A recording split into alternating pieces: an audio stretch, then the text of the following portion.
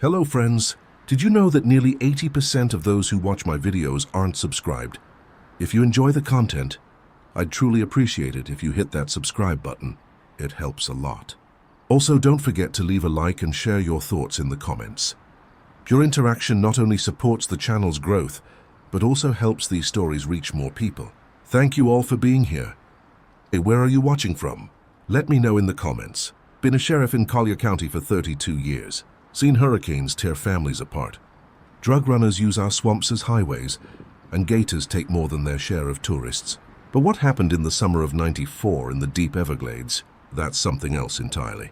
Something that still wakes me up at 3 a.m. drenched in sweat, reaching for my service weapon.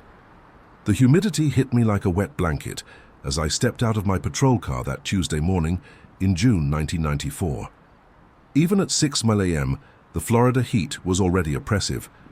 The kind that makes your uniform stick to your back before you've even started your shift. My name is Sheriff Hank Maddox, and I'd been protecting Collier County since 1962, back when Naples was just a fishing village, and the Everglades were still considered impenetrable wilderness by most folks. The call had come in just after dawn from Marcus Rodriguez, who ran an airboat tour company out on the Tamiami Trail. His voice over the radio had been shaky, scared in a way I'd never heard from the tough-as-nails Cuban, who'd been navigating these swamps since he was a boy. "Sheriff, you need to get out here. Highway 41, mile marker 63. Something's happened to the Brennan family." The Brennan were tourists from Ohio, husband, wife, and 2 teenagers who'd booked a sunrise tour of the Everglades. They'd been staying at one of those fancy resorts in Naples, wanted to see real Florida before heading back to Cincinnati. Marcus had taken them out at 5 a.m., planning to show them the gator holes and bird rookeries that made for good photographs. When I arrived at Marcus's dock, Deputy Janet Williams was already there, her cruiser parked at an angle that suggested she'd arrived in a hurry. Janet was new to the force, fresh from the academy in Tallahassee, but she had good instincts and didn't spook easily. The fact that she looked pale despite her dark complexion told me this was serious. "Sheriff," she nodded as I approached. "Marcus is down by the boats. He's well, you should hear it from him." Marcus was sitting on the wooden dock, his weathered hands trembling as he held a cup of coffee Janet had probably given him. His airboat, a flat-bottomed aluminum craft with a massive fan on the back, was tied up nearby, and I could see dark stains on the seats that looked suspiciously like blood. "Marcus," I said, sitting down next to him, "tell me what happened."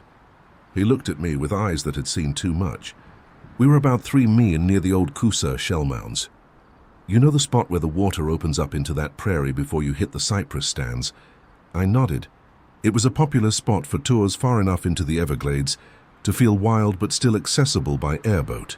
The family was excited, taking pictures of everything. The boy, maybe 16, he was asking about the skunk ape. You know how kids are. Marcus managed a weak smile that quickly faded. We stopped to look at a gator nest. Mother with babies. I was explaining about how protective they get when the water started moving wrong. Moving wrong how? Marcus struggled to find words.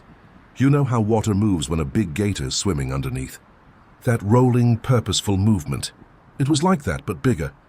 Much bigger and moving in a pattern that didn't make sense, circling us. He took a shaky sip of coffee before continuing. The mother, Mrs. Brennan, she noticed it first, asked if it was safe. I was about to restart the engine, get us out of there, when something came up from underneath the boat. A gator? No. Marcus's voice dropped to a whisper. I've seen every creature in these swamps, Sheriff. This wasn't anything I recognize. It had arms, long arms with fingers, but webbed like a frog. And the skin was wrong, translucent, like you could see things moving underneath. It grabbed the boy Tyler. His name was Tyler, and pulled him right over the side. I exchanged glances with Janet. Marcus wasn't a drinker, wasn't known for tall tales. If anything, he was boringly pragmatic about the mysteries of the swamp. "What happened to the rest of the family?" I asked. "They went in after him." Marcus's voice broke, all 3 of them, one after another. The father first, diving in where Tyler disappeared. Then the mother, the daughter. She hesitated, looked at me like she was asking permission or maybe for help. Then she jumped too. I tried to grab her, but she was too fast. And then nothing. They were just gone.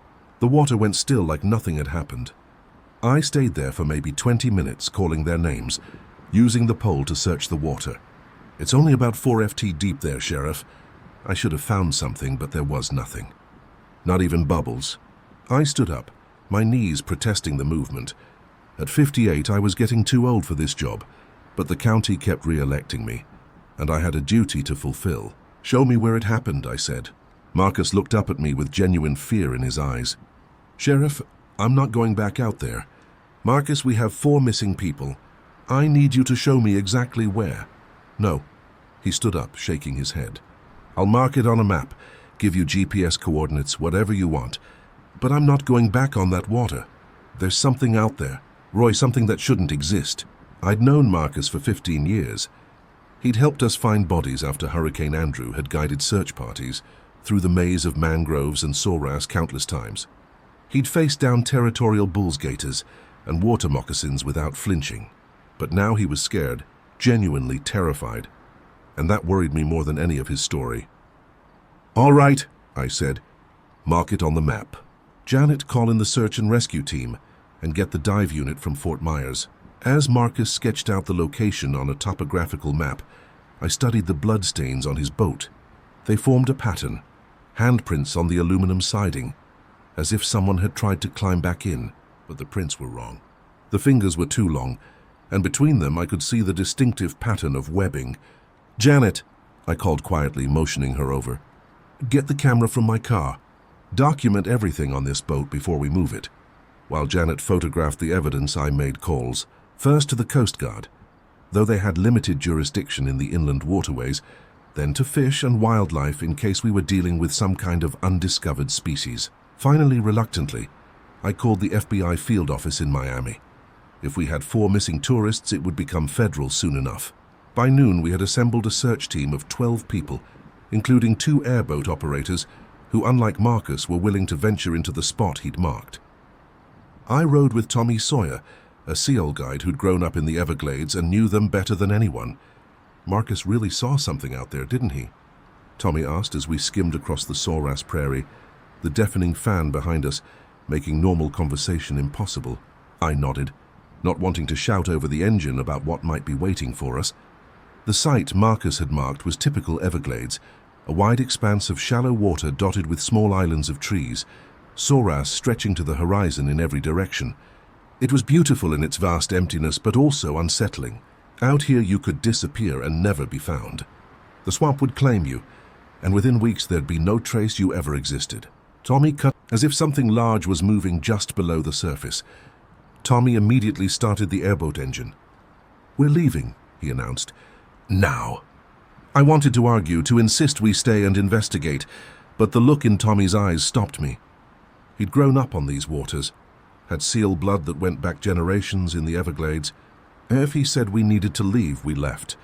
As we raced back toward the dock, I looked back and saw them just for a moment, shapes in the water following us. They stayed just below the surface, but I could see their outlines humanoid, but wrong. Too long in the limbs, moving with an undulating motion that was nothing like swimming. They followed us for about a mile before disappearing back into the deeper water. Back at the dock, I sent the tissue sample to the University of Florida's Marine Biology Department and filed my initial report. 4 missing persons presumed drowned, though I didn't include the details about what we'd seen. Not yet. I needed more evidence before I put something that crazy in an official document. That night, I sat in my office going through old files looking for similar cases. What I found chilled me more than anything I'd seen that day. Over the past 40 years, there had been dozens of unexplained disappearances in this exact area of the Everglades. Always tourists, always in groups, always vanishing without a trace. The cases had been attributed to drowning, gator attacks, getting lost in the maze of waterways. But the pattern was there if you looked for it. Deputy Williams knocked on my door around midnight, looking exhausted but determined. "Sheriff, I've been doing some research," she said, laying a stack of printouts on my desk. "There are legends about this area. Causa Indian stories about things that lived in the water before humans came to Florida. They called them the dwellers beneath and avoided certain parts of the Everglades. Janet, you're not seriously suggesting." "I'm not suggesting anything, Sheriff, but Marcus Rodriguez saw something. We all saw something today, and 4 people are missing. She pulled out one particular paper. This is from a Spanish explorer's journal from 1598. He describes creatures in the swamps of La Florida that match what Marcus described. Long-limbed, translucent, dwelling in the deep water. I leaned back in my chair, feeling every one of my 58 years. So, what are you proposing we do? Tell the FBI we're looking for swamp monsters. No, she said, but we need to go back with proper equipment, underwater cameras, maybe a team of divers who know what they might be facing. Those people might still be alive somewhere. Alive, Janet? It's been over 12 hours, even if they weren't drowned. What if they weren't? She interrupted. What if these things, whatever they are, took them somewhere? We owe it to the families to find out. She was right, of course. As much as I wanted to write this off as a tragic accident, I couldn't ignore what we'd all seen. Something had taken the Brennan family, and it was my job to find out what. All right, I said. First thing tomorrow, we go back. Full team, proper equipment, and Janet. Let's keep this between us for now. The last thing we need is a panic, or a bunch of monster hunters descending on the Everglades. She nodded and left. But I stayed in my office until dawn, reading through those old files, studying the patterns. As the sun came up over the Soras prairies, painting them gold, I made a decision. Whatever was out there in the water, whatever had been taking people for decades, maybe centuries, it was time someone stopped it. The next morning brought no relief from the oppressive heat. If anything, it was worse. The humidity so thick you could practically swim through the air. I arrived at the station at 5 a.m. to find Special Agent Diana Foster from the FBI Miami office already waiting in my office, looking immaculate despite the early hour and the weather. Sheriff Hank Maddox, she said, standing to shake my hand. Her grip was firm, professional. I understand you have 4 missing tourists. News travels fast, I said, pouring myself coffee from the pot. Janet had already started. 4 missing persons from Ohio, last seen on a guided tour of a national preserve. Yes, that gets our attention. She pulled out a tablet, swiping through what I assumed was my report from yesterday. Your initial report is sparse on details. We're still investigating, I said carefully. The Everglades are tricky. People go missing out there more often than we'd like. She studied me for a moment. Sheriff, I've been with the Bureau for 12 years. I've seen my share of strange cases, especially here in Florida. If there's something unusual about this disappearance, I need to know about it. Before I could respond, Janet burst through the door, her face flushed with excitement and fear.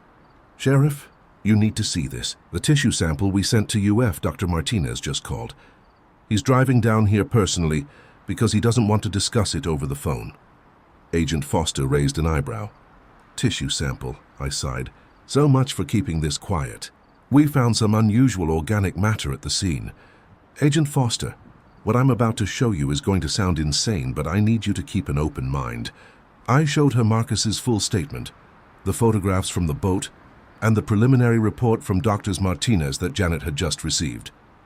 Foster read in silence, her expression never changing. You're telling me, she said finally, that you believe some kind of undiscovered aquatic species took the Brennan family. I'm telling you what we found, I replied. Make of it what you will. She was quiet for a moment, then pulled out her phone. I need to make a call. There's someone you should meet. An hour later, Dr. Robert Martinez from the University of Florida arrived. Looking like he'd driven the whole way at 90 mph. He was a small man, mid-40s with wild hair and excited eyes behind thick glasses. Sheriff Agent Foster, he said, barely pausing for pleasantries. The tissue sample you sent, it's extraordinary, unlike anything in the taxonomic record. He pulled out a laptop, showing us microscopic images of the tissue. The cellular structure is partially mammalian, but with characteristics of amphibians and even some markers I've only seen in deep-sea creatures. The DNA is, he paused, searching for words, it's chimeric, like multiple species somehow fused at the genetic level. Is it natural? Foster asked. Define natural, Martinez replied. It exists, so in that sense, yes, but could it have evolved normally? I don't see how. This would require millions of years of isolated evolution in very specific conditions.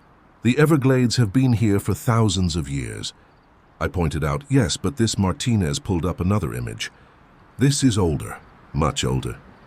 The cellular decay rate suggests this tissue could be from an organism that's hundreds, maybe thousands of years old. The room fell silent as we absorbed this information. Janet was the first to speak. Dr. Martinez, could something like this survive in the Everglades without being discovered until now? The Everglades cover 5 million acres, he said. Most of it is inaccessible except by airboat. And even then there are areas no one goes. Deep water channels. Underground cave systems connected to the aquifer. If something wanted to stay hidden, it could. Agent Foster stood up. I need to contact my office. This is now a federal investigation. Sheriff, I'll need all your files on similar disappearances in the area. As she stepped out to make her calls, Tommy Sawyer arrived with 3 other Seol guides. I'd asked him to bring people who knew the old stories, the legends that most dismissed as folklore. The eldest, a man named Joseph Oyola, who had to be pushing 80, sat down heavily in my office chair. His eyes were milky with cataracts, but his voice was strong. My grandmother told me about the dwellers, he said without preamble. Her grandmother told her, and so on back to before the white men came. They live in the deep places, the caves beneath the water. They take people sometimes, have always taken people. Why? Janet asked. What do they do with them? We returned to the site that afternoon with a convoy of boats and equipment. The FBI team worked with efficient precision, setting up their monitoring station on a small tree island, about 100 yards from where the Brennan had disappeared. As the sun began to set, painting the sky in shades of orange and red, the underwater cameras started transmitting. At first, there was nothing but murky water and the occasional fish. Then, just as darkness fell, movement there, one of the technicians said, pointing at a monitor. Sector 3, about 15 FT down. We all crowded around the screen. The image was grainy, green tinted from the night vision, but clear enough. Something was moving along the bottom, something that walked upright but with a flowing, undulating gait.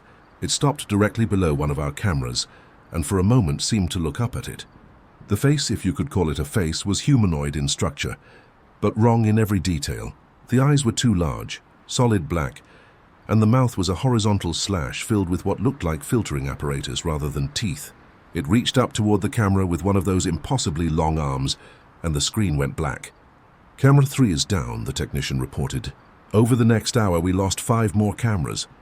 Whatever was down there was systematically destroying our surveillance equipment. But we were getting data images that proved Marcus hadn't been hallucinating. We need to go down there, Collins said. Send in divers, flush them out. That's suicide, Tommy interjected. You don't fight something like this in its own element. If the old stories are true, they've been down there for centuries. They know every cave, every channel. You go in the water, you don't come back.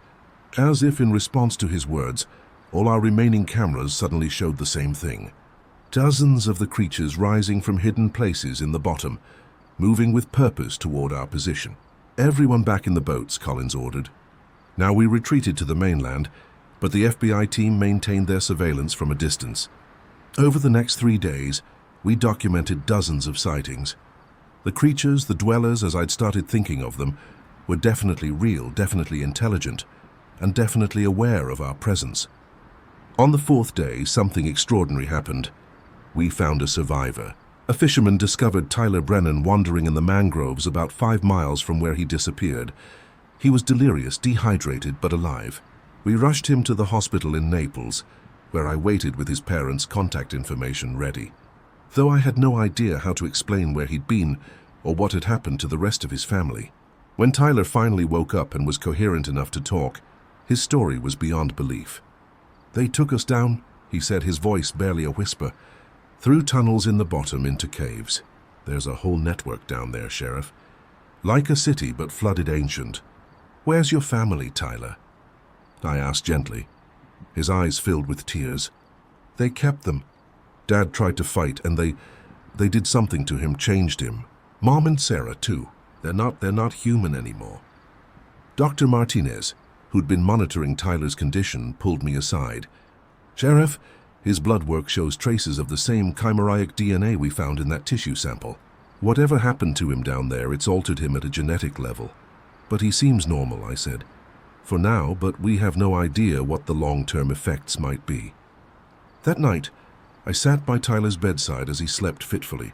Agent Foster was coordinating with her superiors, trying to decide what to do about the dwellers. Collins and his team were planning something they wouldn't tell me about. And I was left with the terrible knowledge that 3 members of the Brennan family were still down there, transformed into God knows what. Just after midnight, Tyler woke with a gasp. He grabbed my arm with a surprising strength. "Sheriff," he said urgently, "they're coming. They want me back. They said I was compatible, that I could be a bridge between our species. They're coming for me. Tyler, you're safe here. The hospital has security." "You don't understand," he interrupted. "They don't need to come on land. They're already here. In the pipes, the water system. They can go anywhere water goes." As if on cue, the lights flickered and went out. In the darkness, I heard something wet moving in the walls. The emergency lighting kicked in, bathing everything in a sickly red glow. I drew my service weapon, though I knew it would be useless against whatever was coming through the walls. Tyler was sitting up in his hospital bed, his eyes wide with terror, but also something else. Recognition. "They're speaking to me," he whispered in my head. "They say I belong with them now." Water began seeping through the air conditioning vents, too much to be condensation. It pulled on the floor, and in it I could see movement. Not quite solid like living liquid. "Tyler, we need to get you out of here," I said, helping him to his feet. But as we reached the door, it opened and Janet burst in. "Sheriff, the whole hospital is flooding. The basement is completely underwater, and it's rising fast." Agent Foster appeared behind her. Her usually perfect composure cracked. My team lost contact with Collins. His last transmission was that they'd found an entrance to the cave system and were going in. "Damp," I muttered. Tommy warned him not to go in the water. The building shook, and through the window I could see water rising in the parking lot. Not from rain, but bubbling up from the storm drains and sewers. The dwellers weren't just coming for Tyler. They were bringing their domain to us. "Everyone to the roof," I ordered. We made our way through the hospital, helping evacuate patients and staff. The water rose impossibly fast, defying physics. By the time we reached the stairwell to the roof, it was ankle-deep on the 3rd floor.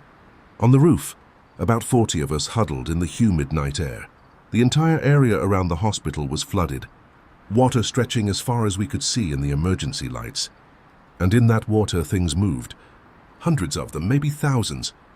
Tyler stood at the edge of the roof, staring down. "They're beautiful," he said drily. "Once you understand them, they're beautiful." "Tyler, stay back from the edge," I warned, but he didn't seem to hear me. Dr. Martinez was furiously working on his laptop connected to the hospital satellite internet.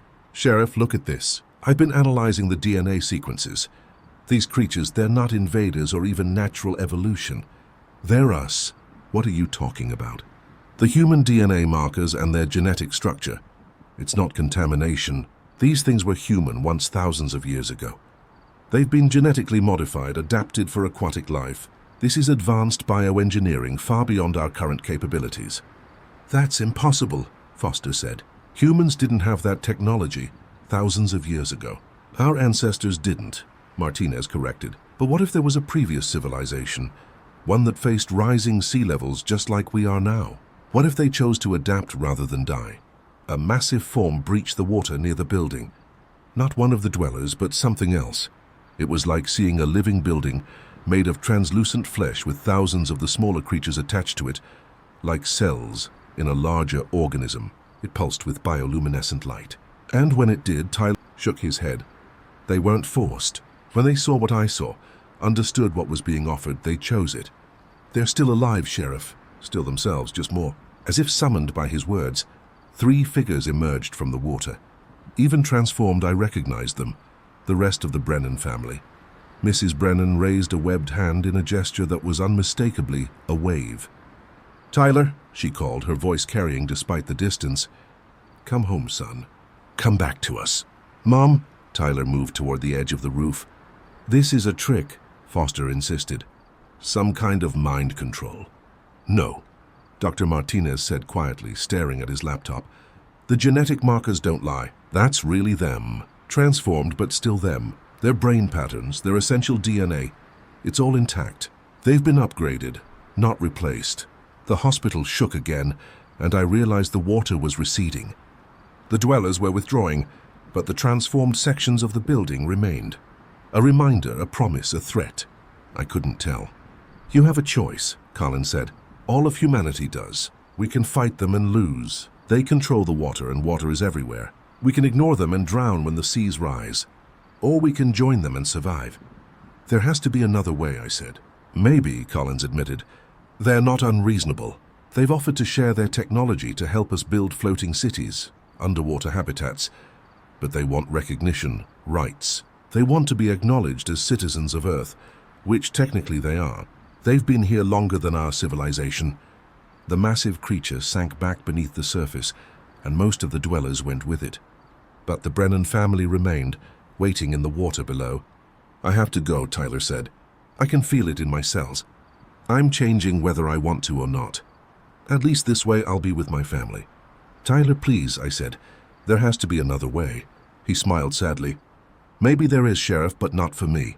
The transformation has already started. In a few days I'll need water to breathe. This is my choice. Go with my family or die gasping for air that my lungs can no longer process. He walked to the edge of the roof and dove. It was a perfect dive, barely a splash. When he surfaced, he was already different, his skin taking on that translucent quality. His family surrounded him, and together they disappeared beneath the surface. Agent Foster was on her radio calling for backup, for containment teams, for anyone who could help make sense of this. But I knew it was too late for containment. The secret was out. Over the next few hours, as we waited for rescue, Dr. Martinez showed us more of his research. The dwellers had been sending signals for decades, maybe centuries. Chemical markers in the water, genetic information in the fish we caught, even viral DNA that had been slowly preparing our bodies for the possibility of transformation. We've been breathing in their messages for generations, he explained. Every person who's ever lived near the ocean has trace amounts of their genetic material. We're all potential converts given the right trigger. Like Tyler, I said, like Tyler. His immersion in their environment activated dormant genes that we all carry. The question isn't whether we can become like them, but whether we choose to. As dawn broke over the flooded landscape, helicopters arrived to evacuate us. The water had receded to normal levels, leaving only the transformed sections of the hospital as evidence of what had occurred.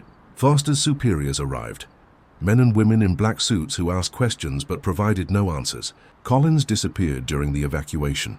One moment he was there, the next he was gone. His clothes were found neatly folded by the water's edge. He'd made his choice. 3 months after the hospital incident, I sat in my office reading the official report. 4 tourists drowned in the Everglades. Bodies never recovered. Case closed. The hospital flooding was attributed to a freak storm surge, despite the lack of any storm. The transformed sections of the building were demolished. The debris buried in a location that remained classified. But the truth has a way of seeping out like water through cracks. Reports came in daily now. Sightings of transformed humans in coastal areas worldwide. Unexplained genetic mutations in newborns near the ocean. Entire fishing villages disappearing overnight, only to be spotted weeks later. Changed living beneath the waves. Janet knocked on my door, entering with a stack of new files. She'd been promoted to detective after the Brennan case, though we both knew the promotion was partly to ensure her silence. 3 more families this week, she said, placing the files on my desk. All tourists, all last seen near water.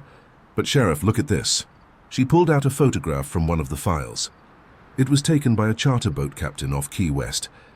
A group of people standing on a submerged sandbar that shouldn't exist, waving at the boat. Among them, clearly visible, were the Brennan, all 4 of them looking happy. They're not hiding anymore, Janet observed. No, they're not. The phone rang. It was Agent Foster, now heading a new division tasked with managing what the government was calling aquatic human relations. Sheriff, we need to talk. Can you come to Miami? The meeting was in a nondescript federal building overlooking Biscayne Bay. The room was full of people I didn't recognize. Scientists, military officials, politicians. Foster stood at the front with a presentation that would have seemed like science fiction just months ago. The situation is accelerating, she began. We now have confirmed populations of transformed humans in every ocean. They're organized, they're growing, and they're making demands. She clicked to the next slide, a map showing sea level rise projections. According to their representatives, we have less than 50 years before most of Florida is underwater. They're offering 3 options. Transform and join them. Accept their help in building adaptive infrastructure, or face extinction. Representatives, someone asked. Foster nodded. Collins has been serving as an intermediary. He can still communicate with us, though he can only survive out of water for limited periods now. As if on cue, Collins entered the room in a wheelchair being pushed by an aide. He was in a water-filled suit that covered his body with a breathing apparatus over his transformed gills. He looked alien and human simultaneously. "Thank you for coming," he said, his voice modulated through a speaker. "I know I look frightening, but I need you to understand. I'm still me, still human in every way that matters, just adapted for a different environment." He gestured to the map. "The dwellers, though they prefer to be called the adapted, have technology that could save millions of lives, underwater cities that are already built and waiting, genetic modifications that are reversible if we develop the technology. They're not invaders. They're our cousins trying to save us from the fate they saw coming millennia ago." "Why should we trust them?" a general asked. "They've been taking people for decades, studying us," Collins corrected, "learning our languages, our cultures, our biology. Every person they took was given a choice: return to land with no memory of the experience or stay and begin the transformation. Most chose to forget. Some, like the Brennan, chose to transform." "That's not what Tyler said," I interjected. "He said he had no choice, that the transformation started automatically." Collins turned to me, and I could see pain in his still human eyes. Tyler was unique. His genetics were particularly compatible. For him, even brief exposure triggered the change. But Sheriff, ask yourself, if you had the choice between drowning as the waters rise or adapting to live beneath them, what would you choose? The room erupted in arguments. Some called for military action, others for negotiation. The scientists wanted to study the transformation process, while the politicians worried about public panic. Foster raised her hand for silence. "The decision has already been made at the highest levels. We're going to establish formal diplomatic relations with the adapted, an embassy of sorts in the Everglades, where this all started." "You're joking," someone said. "I'm not. The technology they've shared has revolutionized everything from medicine to agriculture. Children born near the ocean often show genetic markers for aquatic adaptation. Tyler Brennan visited me last week. He can survive on land for a few hours at a time with the right equipment. He's studying to be a liaison between our species, or rather between the two branches of humanity. Do you regret it?" I asked him, "How can I regret becoming something more than I was?" He replied, "I can explore parts of the Earth no human has ever seen. I can dive to depths that would crush a normal human. I've seen cities older than civilization. Sheriff, I've swam with creatures that predate the dinosaurs. I've found beauty in the darkness of the deep ocean." "But you've lost your humanity," I said. "Have I? I still love my family. I still remember my life before. I still dream, hope, fear. I'm just experiencing it all through a different lens. We are not losing our humanity, Sheriff. We're expanding it." Janet chose to transform last month. She left a note saying she couldn't watch the waters rise and do nothing. She's part of the new aquatic division of law enforcement now, policing the boundaries between wet and dry, helping those who choose to transform adapt to their new existence. Me, I'm still here, still human, still Sheriff of Collier County. But every day the water calls a little louder. Every night I dream of underwater cities and the freedom of the depths. My DNA carries the markers now, we all do. It's just a matter of time and choice. The Everglades are different now. What was once feared as a place where people disappeared has become a place of pilgrimage for those ready to transform. The dwellers, the adapted, have built a city there, visible from the surface on clear days, a shimmer of light beneath the water. The world is changing. The ice caps are melting faster than predicted. Coastal cities flood regularly. Millions of people face displacement. But now we have an option our ancestors didn't have. We can adapt literally to the rising waters. Some call it evolution. Some call it abomination. I call it survival. As I finish writing this account, I'm sitting on the dock where it all began. The sun is setting, and in the water I can see them gathering. The adapted waiting. Marcus is there, and Janet, and even the Brennan. They're not threatening, just patient, knowing that eventually we'll all have to make the choice. Transform or die. Adapt or extinction. The water is rising, and with it comes a new chapter in human history. We're not the first civilization to face this choice. And if the adapted are right, we won't be the last. But we might be the first to choose transformation over destruction. To embrace change rather than fight it. I think tomorrow I'll wade in just knee-deep, just to see what it feels like to understand what Tyler meant when he said the water remembers. To prepare for the choice I know is coming, because in the end we all return to the water. The only question is whether we return as corpses or as something new, something adapted for the world that's coming. The Everglades taught me that. The Dwellers taught me that. And soon, very soon, we'll all learn that lesson. The water is patient, but it's also inevitable. And when it finally claims Florida, as it will, as it must, will we sink beneath the waves as victims or rise from them as something more? I guess we'll find out. Music, 41 years wearing this badge in Hillsborough County. Seen Tampa grow from a sleepy port town to a sprawling city. Handled everything from drug runners using our bay as a highway to serial killers hunting in Ybor City's shadows. But the summer of '88, that's when I learned some murders aren't meant to be solved. Some truths are better left buried in the humid Florida soil. The call came in at 2:47 a.m. on a Tuesday in August 1988. I'd been sheriff of Hillsborough County for 15 years by then, and middle-of-the-night calls were nothing new. But something about this one felt different from the moment I picked up the phone. Sheriff Walsh. The voice belonged to Deputy Ray Kendricks, one of my best. He sounded shaken, which immediately put me on edge. Ray had served 2 tours in Vietnam before joining the force. Not much rattled him. "What is it, Ray? You need to get out here. Sheriff Bayshore Boulevard near the Platt Street Bridge. We've got Christ, I don't even know how to describe it. Multiple victims. Yes, sir. 4, maybe 5. It's hard to tell." He paused and I heard him take a shaky breath. "Sheriff, I've been on the force 12 years. I've never seen anything like this." I was already pulling on my uniform. My wife Mary stirred beside me but didn't wake. After 35 years of marriage, she'd learned to sleep through these late-night calls. "Secure the scene. Nobody in or out except essential personnel. I'm on my way." The drive from my house in Temple Terrace to Bayshore Boulevard usually took 25 minutes. I made it in 15. My cruiser's lights painting the empty streets red and blue. Bayshore was Tampa's showpiece, a long waterfront road lined with million-dollar homes where the city's elite jogged every morning and watched a sunset over Tampa Bay every evening. As I approached the scene, I saw the flashing lights of at least a dozen patrol cars, their beams creating a bizarre light show against the pre-dawn darkness. Ray had cordoned off a section near one of the small parks that dotted the waterfront. I could see officers standing around, some bent over as if sick, others just staring at something I couldn't yet see. Ray met me at the perimeter, his face pale in the strobing lights. "Sheriff, before you go in there, you need to prepare yourself." I'd known Ray Kendricks for over a decade. He'd pulled bodies from burning helicopters in Nam if he was warning me it was serious. "Tell me what we've got." 5 victims, all appearing to be in their 20s or 30s, 3 male, 2 female. There he struggled for words. "Arranged, sir, positioned. This wasn't random violence. This was deliberate planned." I ducked under the crime scene tape and walked toward the cluster of officers. They parted as I approached, and I saw what had shaken my veteran deputy. The bodies were arranged in a perfect pentagram, each one at a point of the star.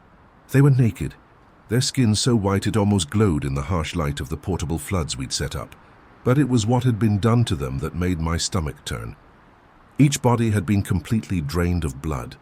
Not a drop remained on the ground, despite what appeared to be massive wounds on their necks. The precision was surgical. 2 puncture wounds on each throat, perfectly placed over the carotid artery. But these weren't small punctures. Something had torn into them with considerable force. Dr. Patricia Hernandez, the county medical examiner, was already on scene, crouched beside one of the bodies with her kit open beside her. "Patricia," I said, keeping my voice steady despite the horror before me. "What are we looking at?" She stood slowly, her usually composed face troubled. "James, I've been doing this for 20 years, and I've never seen anything like it. These people were exsanguinated, completely drained of blood. Based on liver temperature, I'd say they died between midnight and 1 a.m., all at the same time, within minutes of each other, yes." She pointed to the wounds. "These aren't knife wounds, they're bite marks, but not from any animal I can identify. The spacing suggests a mouth similar to human dimensions, but the puncture depth. Whatever did this had canines at least 3 in long." "That's impossible," I said. "Yes," she agreed simply, "it is." I studied the scene more carefully. The pentagram was perfect. drawn in the sand with mathematical precision. Each body was positioned identically, arms spread, legs together, heads pointing outward from the center of the star. There were symbols drawn around the perimeter, characters I didn't recognize. Have we ID'd any? It's leading out into the bay, Marcus said, like something bleeding swam away from here. I looked out over the calm waters of Tampa Bay, glittering peacefully in the morning sun. Somewhere out there among the million-dollar yachts and commercial shipping lanes was our killer, or killers. I didn't even want to think about the alternatives. Get the Coast Guard on the line, I ordered. I want every boat that was in the bay last night checked. And Marcus, get that journal to the lab, but I want photographs of every page on my desk within the hour. As I turned to leave, I noticed something that made my blood run cold. One of the victims, a young woman with long dark hair, had her eyes open. But they weren't the clouded eyes of death I'd seen hundreds of times. They were clear, aware, and tracking my movement. "Patricia!" I shouted. "This one's alive." The medical examiner rushed over immediately, checking for vitals. "That's impossible. She has no blood, no pulse, no weight." Patricia pulled back, her face white. "James, her body temperature is 68 degrees. She should be in rigor mortis by now, but she's moving." The woman's mouth opened, and a sound emerged that I'll never forget. A dry, rattling whisper that somehow carried despite its weakness. "He's coming back. When the moon is dark, he's coming back." Then her eyes truly died, becoming the flat, unseeing orbs I was familiar with. Patricia and I stood in stunned silence for a moment before I found my voice. "Not a word about this to anyone." Not the FBI, not the media, nobody understood. She nodded, still staring at the now truly dead woman. I spent the rest of the morning coordinating the investigation, but my mind kept returning to those words. Who was coming back? And what did the dark moon have to do with it? The photographs of the journal arrived as promised. The pages were filled with cramped handwriting in multiple languages, English, Spanish, and something that looked like Latin, but it was the English portions that chilled me. "The blood is the life, and the life is the blood. 5 must die to open the gate. 5 must feed to hold it wide. When the moon hides her face, the old one rises from his watery grave." There were diagrams of the pentagram, exact measurements, specific instructions on the placement of bodies. This wasn't the rambling of a madman. It was a carefully planned ritual executed with precision. Marcus knocked on my door. "Sheriff, we've got IDs on 3 of the victims." "You're not going to like this." He was right. I didn't. The first victim was Jennifer Martinez, daughter of City Councilman Roberto Martinez. The second was Michael Foster, a senior aide to the mayor. The third was David, a prominent local businessman who owned several waterfront properties. "These aren't random victims," I said. "They're connected to power, to the city's elite." "It gets worse," Marcus said. "The other 2 victims, Sarah Walsh and Thomas Brennan. Sarah is Judge Walsh's niece, and Thomas is the son of the harbor master. 5 victims, all connected to Tampa's power structure, all killed in a ritual designed to open a gate. I'd been a cop long enough to know that ritual murders were usually the work of delusional individuals or small cults. But the precision of this, the impossible nature of the deaths, the woman who spoke after she should have been dead for hours. Sir Deputy Kendricks appeared at my door. "We've got another problem. There's been another murder. Same signature. Where?" "St. Petersburg. Exact same setup, but this time on the beach near the Don Caesar Hotel." St. Petersburg was across the bay, another jurisdiction entirely. But the Don Caesar was one of the most exclusive hotels in Florida. If the killer was targeting the elite, how many victims? 5, sir, arranged in the same pattern. And Sheriff Rye paused. "The bodies are still warm but completely drained. This happened within the last hour in broad daylight on a beach full of tourists, and nobody saw anything." I stood up, feeling the weight of my years on the force. "Get me the St. Petersburg sheriff on the line, and Ray, pull every file we have on unusual deaths near the water for the past 50 years. I have a feeling this isn't the first time this has happened." As Ray left, I looked out my window at Tampa Bay, shimmering in the afternoon heat. Somewhere out there was a killer who could drain 5 people of blood without spilling a drop, who could arrange bodies on a public beach without being seen, who could make the dead speak. And according to that journal, this was just the beginning. By nightfall, we had a joint task force set up between Hillsborough, Penless, and Manatee counties. The FBI had taken official control, but Special Agent Diana Roberts was smart enough to know we locals knew the territory better. She set up her command post but kept us in the loop. The second set of victims from St. Petersburg had been identified quickly. Like the first group, they were all connected to old Tampa Bay money and power. A state senator's son, a federal judge's daughter, the heir to a phosphate fortune, and 2 members of the Ybor City founding families. I was in my office going through the historical files Rye had pulled when Marcus knocked. "Sheriff, there's someone here to see you. Says it's about the murders." "Media, no, sir." Old woman looks like she stepped out of another century. Says her name is Isabella Castellano, and that her family has been expecting this for 100 years. I looked up sharply. The Castellanos were one of Tampa's oldest families, dating back to the Spanish colonial period. They owned vast tracts of land throughout the county, but kept to themselves, rarely appearing in public. Send her in. Isabella Castellano was ancient, 90 if she was a day, but she walked with the bearing of royalty. Dressed in black from head to toe with a mantilla covering her silver hair, she looked like she'd stepped out of a gerotype. Her eyes, though, were sharp as obsidian. "Sheriff Walsh," she said, her voice carrying a slight Spanish accent despite surely being born in Florida. "My family has been waiting for this day since 1888.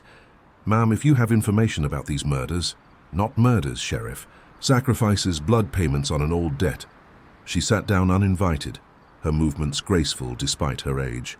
"May I ask you something? Have you found the journal?" I kept my expression neutral.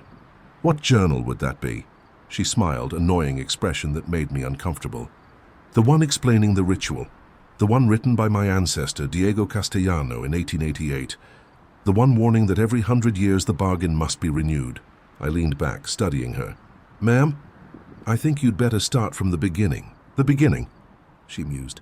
"Guess I suppose that would be 1528, when Panfilo de Narvaez's expedition landed here. But the relevant beginning is 1888, 100 years ago exactly." She pulled out an old photograph, sepia-toned and fading. It showed Tampa Bay's waterfront, but primitive, mostly wilderness.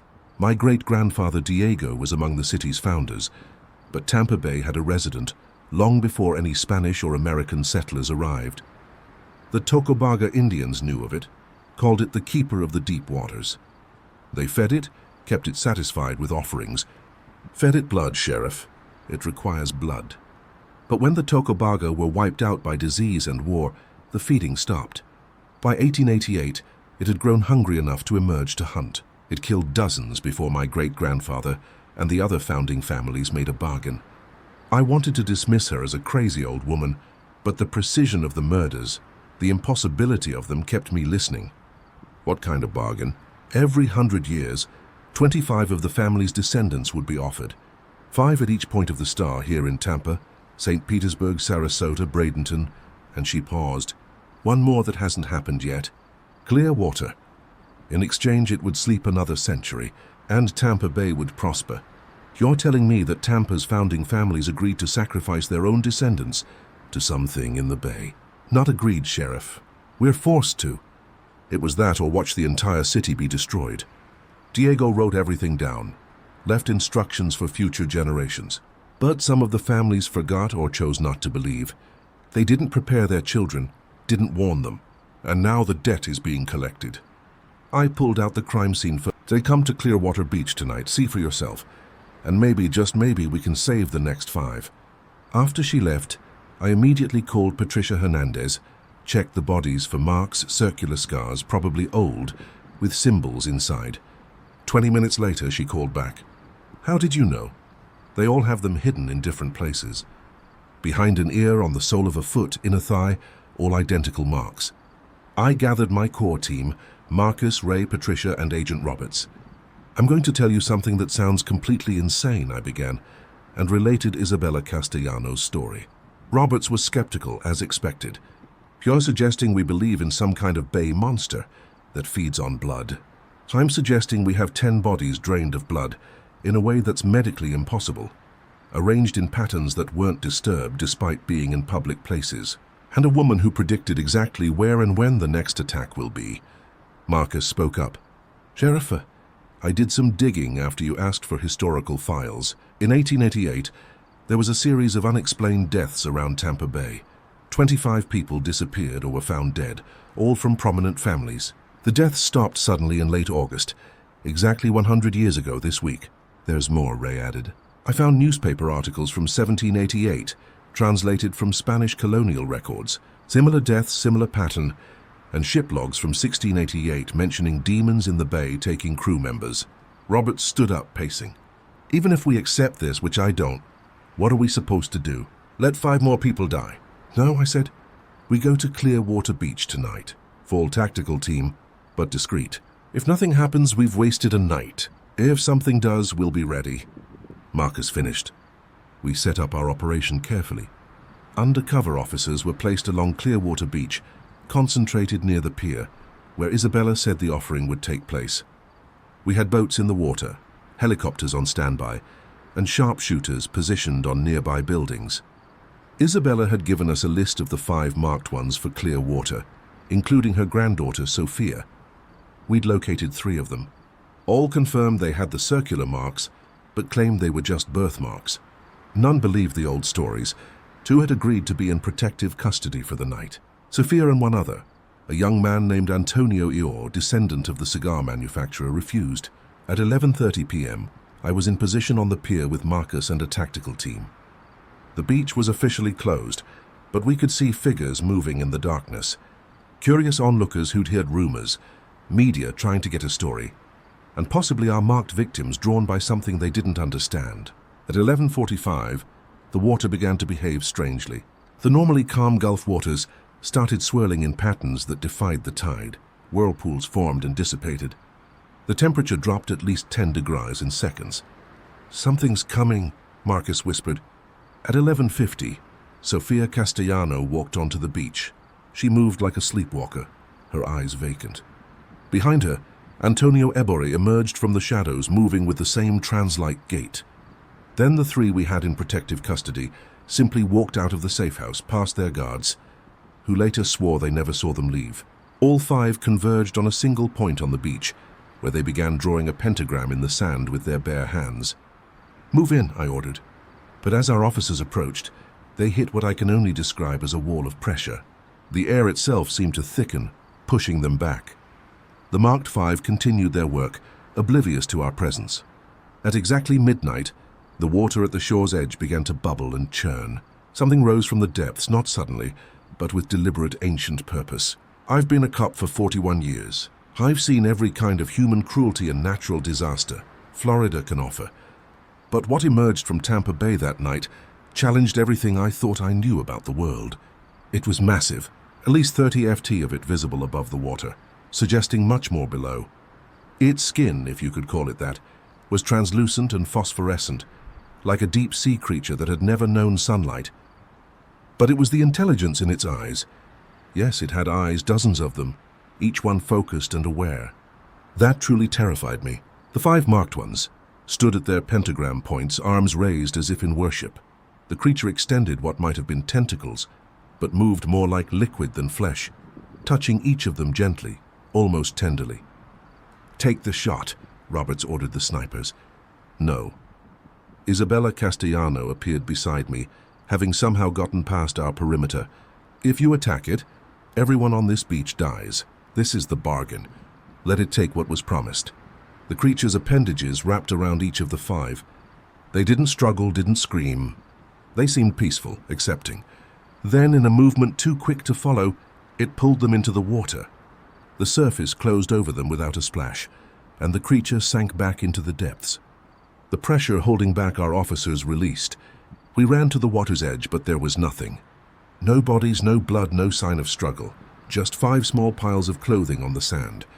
25 have been given, Isabella said quietly. The bargain is renewed. Tampa Bay is safe for another 100 years. The official report stated that 5 individuals had gone missing, presumed drowned in a tragic accident at Clearwater Beach. No mention of creatures, rituals, or century-old bargains. Agent Roberts made it clear that anyone who suggested otherwise would face federal charges for inciting panic.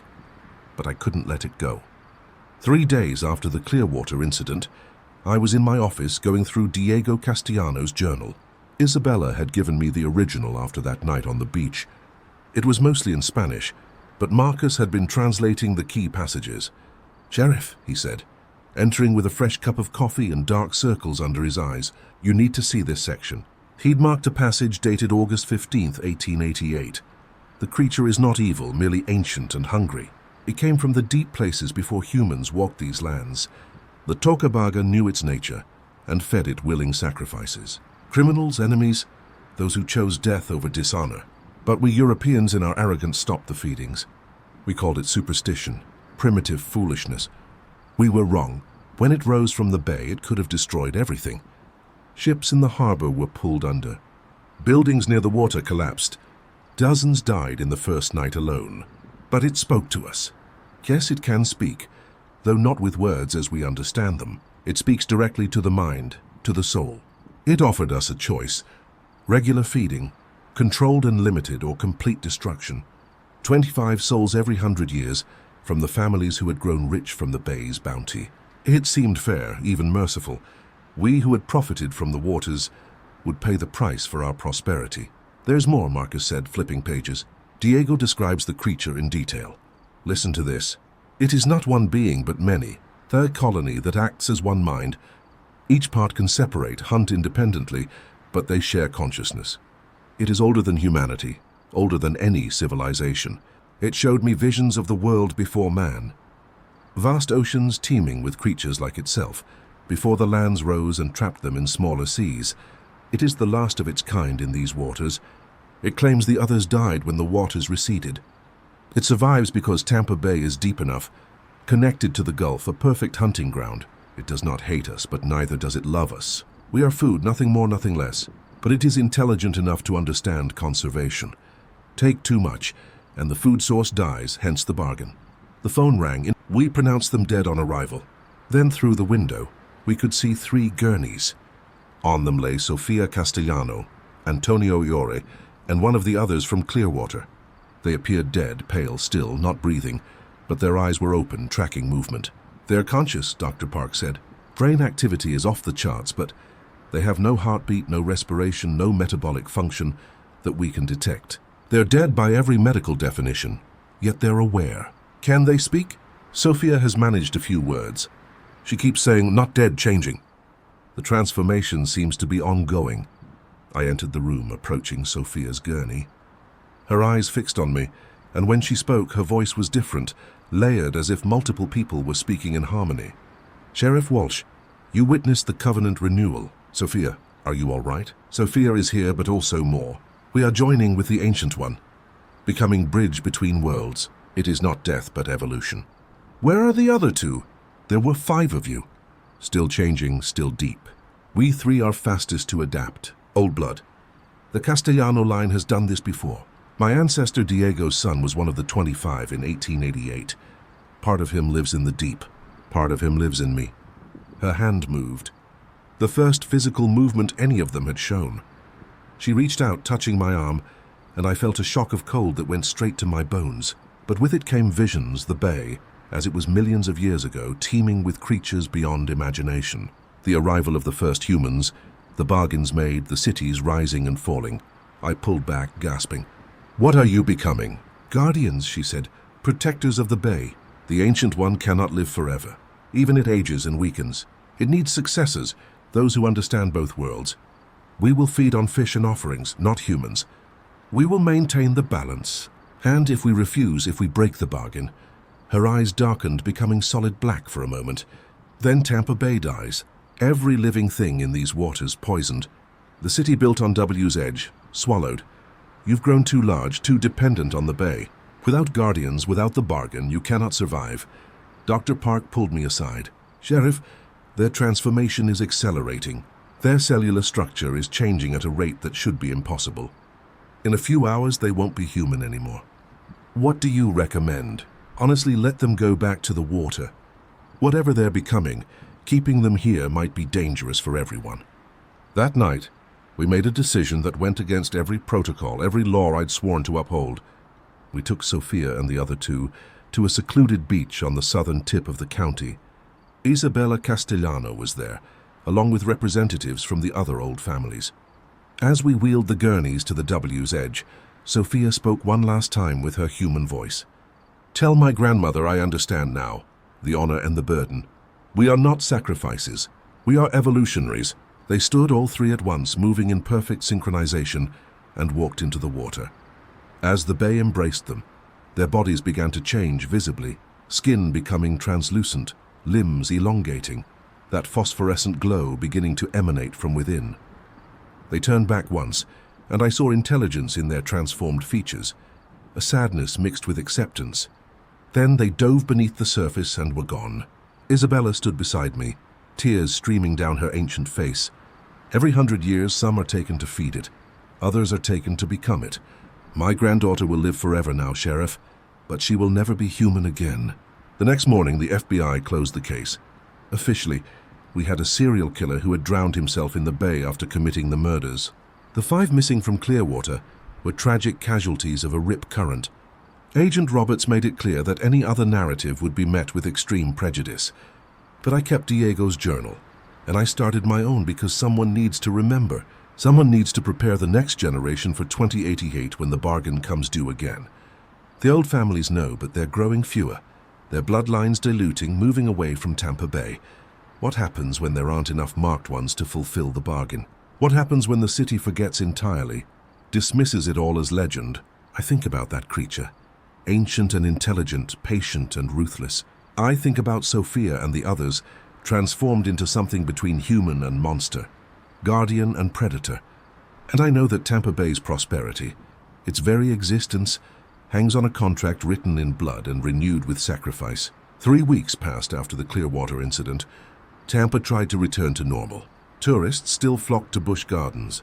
The cigar factories in Ishbor City continued their rolling, and the fishing boats went out every morning into the bay. But for those of us who knew the truth, nothing would ever be normal again. I'd started investigating the old families, trying to understand the full scope of the bargain. With Marcus's help, I'd traced genealogies, property records, and historical documents going back 3 centuries. What we found was staggering. The 23 families involved in the original bargain hadn't just survived. They'd thrived. Every major development in Tampa Bay could be traced back to them. The phosphate industry, the cigar trade, the port expansion, the real estate boom, all controlled by descendants of those who'd made the deal in 1888. It's like the bargain guaranteed their success, Marcus said, spreading documents across my desk. Look at this. Every time one of these families faced bankruptcy or scandal, something would happen. A competitor would mysteriously drown. A rival's ships would sink in calm weather. Opposition to their projects would simply disappear. The creature's been protecting its food source, I realized, ensuring the marked families prosper, so there will always be sacrifices to give. Deputy Kendricks knocked and entered, his face grim. Sheriff, we've got a problem. Remember the 2 missing from Clearwater? The ones who didn't resurface with Sophia and the others. What about them? Fishing boat just pulled up something in their nets. You need to see this. We drove to the dock where the fishing vessel Maria's Dream was moored. The captain, a weathered Cuban named Eduardo, looked shaken as he led us to his catch. In the net, tangled among grouper and red snapper, was something that had once been human. The transformation was further along than what we'd seen with Sophia. The skin was completely translucent, revealing internal organs that glowed with bioluminescence. The limbs had elongated and developed webbing. And the face was still recognizably that of Monica Sanchez, one of the missing 5. But she was alive, her transformed chest rising and falling with a labored breathing. We need to get her back in the water, Eduardo said urgently. She's dying in the air. We transferred her to a tank on a police boat and took her to a secluded cove. As soon as she was back in salt water, her breathing stabilized, her eyes now solid black orbs focused on me. Sheriff, she spoke, her voice gurgling through transformed vocal cords. We were too weak. Rejection. The ancient one couldn't complete the joining. Where's the 5th? Thomas dead, truly dead. His blood a last resort. The city itself can be weaponized. She traced lines on the map. The Hillsborough River, the Alafia, the Little Manatee. These rivers that feed the bay, they can be turned into barriers. Salt and fresh water properly mixed with the right elements creates a boundary the drowned gods cannot cross. What elements? Blood, Sheriff. Willing blood from the marked families. Not death, but donation. Every descendant of the original 23 families must give blood freely offered to create the barrier. How many people are we talking about? Marcus had already done the math. Based on our genealogy research, roughly 3,000 living descendants in the Tampa Bay area. 3,000 people we need to convince to give blood for a ritual to stop sea monsters, I said flatly. In what days? Hours, Isabella confirmed. The drowned gods move with the tide. They'll arrive with the king tide tomorrow night, the highest tide of the year. Agent Roberts chose that moment to arrive. Flanked by federal agents, Sheriff Walsh, you're under arrest for conspiracy, destruction of evidence, and violation of federal security protocols. As they cuffed me, Roberts leaned in close. I warned you to let this go. The official story stands. There are no creatures, no bargains, no threats to Tampa Bay. You're having a psychological breakdown, Sheriff. Stress of the job. But as they led me away, I saw Marcus slip out the back with Isabella and the journals. They knew what had to be done. For my federal holding cell, I could only watch the news as events unfolded. Around 3:00 p.m. the next day, Tampa Bay began to behave strangely. The water turned dark, almost black, and fish began beaching themselves by the thousands. The authorities blamed red tide, but I knew better. They were fleeing. By 5 p.m., the bay was boiling, not from heat, but from movement beneath the surface. The Coast Guard reported multiple massive sonar contacts moving in from the Gulf, things the size of buildings rising from deep trenches. At 6 p.m., Isabella Castellano went on live television. The 90-year-old woman, flanked by heads of the other old families, told the truth. All of it. The bargain, the guardian, the drowned gods approaching to claim Tampa Bay. She called on all descendants of the founding families to come to Bayshore Boulevard immediately. The government tried to cut the broadcast, but it had already gone viral. Social media exploded with videos of the bay's bizarre behavior, the fleeing sea life, the massive shapes moving beneath the surface. By 7:00 p.m., thousands had gathered, not just the descendants, but regular Tampa citizens. They'd lived by the bay, prospered from it, and now they came to defend it. Blood donation stations were set up along the waterfront. The marked families bled into ritual bowls that Isabella and the other elders had prepared.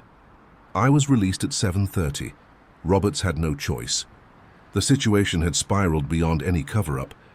I arrived at Bayshore to find a scene from a nightmare. The drowned gods had arrived. They were nothing like our guardian. Where it had been alien but somehow majestic, these were pure horror.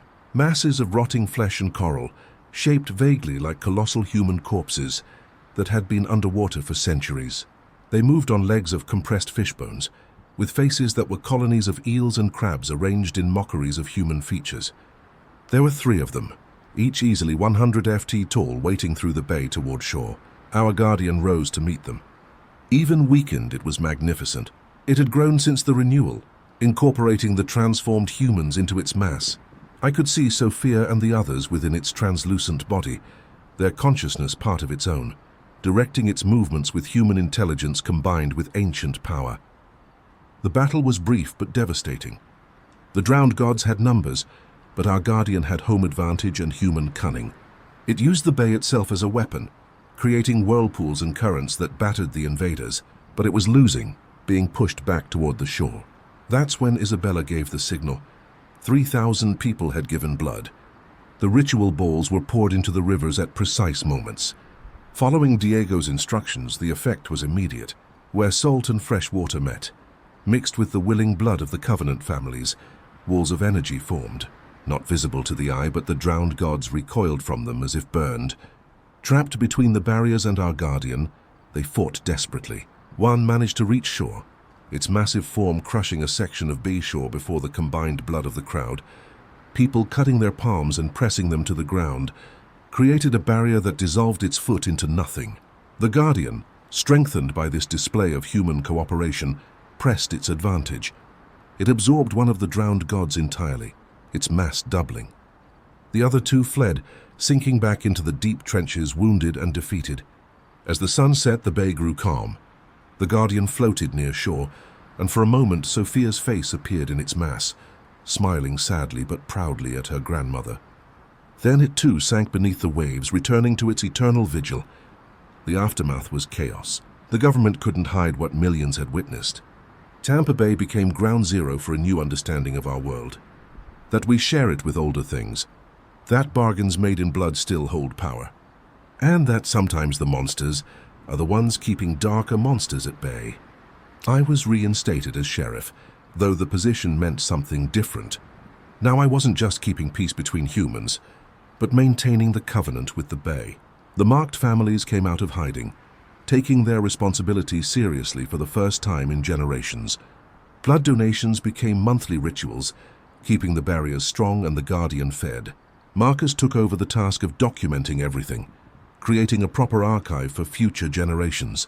The FBI created a new division, secretly monitoring other coastal cities for signs of similar bargains, similar guardians. Isabella Castellano passed away a month later, peaceful in the knowledge that the Covenant would survive. At her funeral, the bay itself seemed to mourn, the water unnaturally still, reflecting the sky like polished glass. I still patrol the waterfront at night sometimes, watching for signs of our guardian. Occasionally I see phosphorescent shapes moving beneath the surface. Sophia and the others forever changed, but still protecting the city they loved. They're not human anymore, but they're not monsters either. There's something in between, something necessary. Tampa Bay thrives still. Its secret known, but somehow accepted. The tourists still come, maybe even more now, hoping to catch a glimpse of something extraordinary.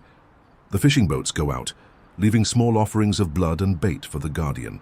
The old families intermarry less, their bloodlines spreading through the general population, ensuring that when 2088 comes, there will be enough marked ones to renew the bargain again.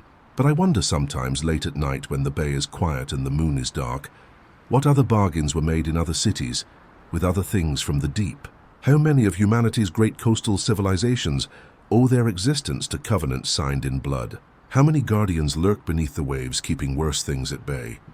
I'm 73 now, too old to be sheriff much longer, but I've trained my successor well, told them all the stories, shown them all the signs. They know about the monthly blood offerings, the maintenance of the barriers, the importance of keeping the old families connected to their heritage. Because Tampa Bay's prosperity still hangs on that contract written in blood. But now we understand it's not a curse or a burden. It's a partnership. We feed the bay and the bay feeds us. We protect the Guardian and the Guardian protects us. The water remembers, Isabella used to say, and as long as we remember too, the bargain holds. The next renewal is 65 years away. I won't live to see it, but I've made sure others will be ready. The journals are preserved. The multiple bodies, Sheriff. But that ain't the weird part. Just, you need to see this yourself. The drive from Key West to Sugarloaf Key took me along the overseas highway. That ribbon of asphalt that connects our chain of islands like a string of pearls. Even in the pre-dawn darkness, the Keys were beautiful. The salt smell of the Atlantic on one side, the Gulf on the other, the rustle of mangroves in the humid breeze. The Oceanographic Research Station sat on the Gulf side of Sugarloaf, a collection of concrete buildings and docks that had been built in '68 with federal money. Officially, they studied coral reefs and fish populations. Unofficially, well, that's what I was about to find out. The place was lit up like Christmas when I arrived. 3 patrol cars, an ambulance, and surprisingly, 2 black sedans with government plates. Carlos met me at the gate, his usually jovial face grim. How many bodies? 7 confirmed so far, Sheriff. All employees of the station, but like I said, that ain't the weird part. He led me through the main building to what looked like a laboratory. The smell hit me first. Not death exactly, but something chemical and wrong, like formaldehyde mixed with rotting fish. Then I saw the bodies. They were arranged in chairs around a conference table, all 7 of them, like they were having a meeting. But their skin was wrong. It had a greenish-blue tint and a texture like scales. Their eyes were open, bulging, the irises completely black. Between their fingers, I could see what looked like the beginning of webbing. Jesus Christ, I muttered. That's not all, Carlos said, leading me to another room. This one contained tanks, dozens of them filled with murky water. In several, I could see human bodies floating, all showing various stages of the same transformation. Some looked almost normal except for patches of scales. Others were so changed I could barely recognize them as human. Sheriff Brennan. I turned to find a man in a black suit, federal badge hanging from his pocket. CIA by the look of him. They all had that same dead-eyed stare. Agent Cooper, he said, not offering his hand. This facility is now under federal jurisdiction. I'll need you and your men to hold up, I interrupted. This is my county, my jurisdiction. You want to take over? You better have a damn good reason. Cooper smiled. The kind that didn't reach his eyes. National Security Sheriff. This research station has been conducting classified experiments. The personnel here were exposed to a biological agent. We need to contain this before it spreads. Biological agent? These people look like they were turning into fish. I've said all I'm authorized to say. Now please remove your men from a scream cut through the air, high and desperate. We all ran toward the sound, finding Deputy Jim Harrison standing frozen at the door to a storage room, his flashlight beam fixed on something inside. In the corner, huddled behind some boxes, was a young woman. She was alive, but clearly affected by whatever had happened here. Patches of scales covered her arms and neck, and her fingers were webbed halfway to the tips. But she was conscious, aware, and absolutely terrified. "Please," she gasped, her voice raspy like she'd been screaming. "Don't let them take me back. They'll finish it. They'll complete the transformation." Cooper moved forward, but I stepped in his way. "Ma'am, I'm Sheriff Brennan." "You're safe now. What's your name?" Dr. Sarah," she managed. "Marine biologist. I've been here for 3 years. They told us we were studying coral reef restoration, but that was just the cover. The real project, God help us. The real project was so much worse." Cooper pulled out a radio. "I need containment team at the storage facility." "We have a live one. Now hold on," I said, hand moving to my service revolver. "This woman needs medical attention, not containment." "Sheriff, you don't understand what you're dealing with," Cooper said, his voice cold. "She's been exposed to Project Siren. She's not fully human anymore." "I'm still human," Sarah screamed. "I'm still me. They did this to us against our will. I made a decision that would change everything. Carlos, Jim, escort Dr. Sarah to my vehicle. We're taking her to the hospital." "Sheriff?" Cooper's voice turned threatening. "If you interfere with federal operations, arrest me then," I said. "But I'm not letting you disappear this woman like she never existed." Cooper's hand moved toward his jacket, but Carlos and Jim had already drawn their weapons, not quite pointing them at the federal agents, but making their position clear. The standoff lasted maybe 10 seconds before Cooper stepped back. "You have no idea what you're starting, Sheriff. This goes all the way to the top. People who cross this operation don't tend to live long." "Is that a threat?" "It's a fact. Take the woman if you want, but know that you've just signed your own death warrant and hers." We got Sarah out of there fast, but I knew Cooper was right about one thing. I'd just stepped into something way bigger than a murder investigation. As we drove toward the Lower Keys Hospital, Sarah huddled in the back seat. I tried to get her to talk. "Dr. Sarah Sher, what is Project Siren?" She looked at me with eyes that were still human, despite the black creeping in around the edges of her irises. "They found something, Sheriff. In the deepest part of the ocean trench off the Keys, a civilization. An ancient one." "What kind of civilization?" "The kind that was here before humans, before mammals even. They've been down there for millions of years waiting." Carlos glanced at me from the driver's seat, his expression skeptical. But I'd learned long ago that the Keys held secrets, stranger than most people could imagine. Waiting for what? For us to develop enough technology to find them, to communicate with them. The Navy detected their city in 1969 during a submarine mapping project. They've been studying it ever since. And Project Siren. Sarah held up her webbed hand. "They're changing us. The beings down there, they can't survive at our pressure, and we can't survive at theirs. So the government made a deal. They would create hybrids, humans who could live in both worlds." "Ambassadors, you're saying the government is turning people into fish humans to talk to underwater aliens?" "Not aliens," she corrected. "They're from Earth. They were here first. We're the invaders, Sheriff. And now they want their ocean back. We never made it to the hospital. 3 miles from Sugarloaf, a black van forced us off the road. Not Cooper's people. Someone else. The men who pulled us from the wrecked cruiser wore no uniforms, showed no badges. They shot Carlos and Jim without hesitation, execution style to the head. They would have shot me too. But Sarah did something I'll never forget. She screamed. Not a human scream, but something that penetrated not just my ears, but my bones, my soul. The sound shattered the van's windows and dropped our attackers to their knees, blood running from their ears. In the chaos, she grabbed my hand with her webbed fingers and pulled me toward the water. "Trust me," she said, and dove in, dragging me with her. I've been a strong swimmer all my life, but I couldn't have survived what happened next without her. She pulled me down deeper than I'd ever gone, my lungs burning for air. Just when I thought I'd drown, she pressed her mouth to mine. Not a kiss, but something else. She breathed into me, and suddenly I could breathe underwater. Not normal breathing, but something that kept me alive. We swam for what felt like hours, but was probably minutes, her transformed body moving through the water with impossible grace while she pulled me along. We surfaced in a mangrove thicket on No Name Key, hidden from view. "They'll kill us both now," she gasped.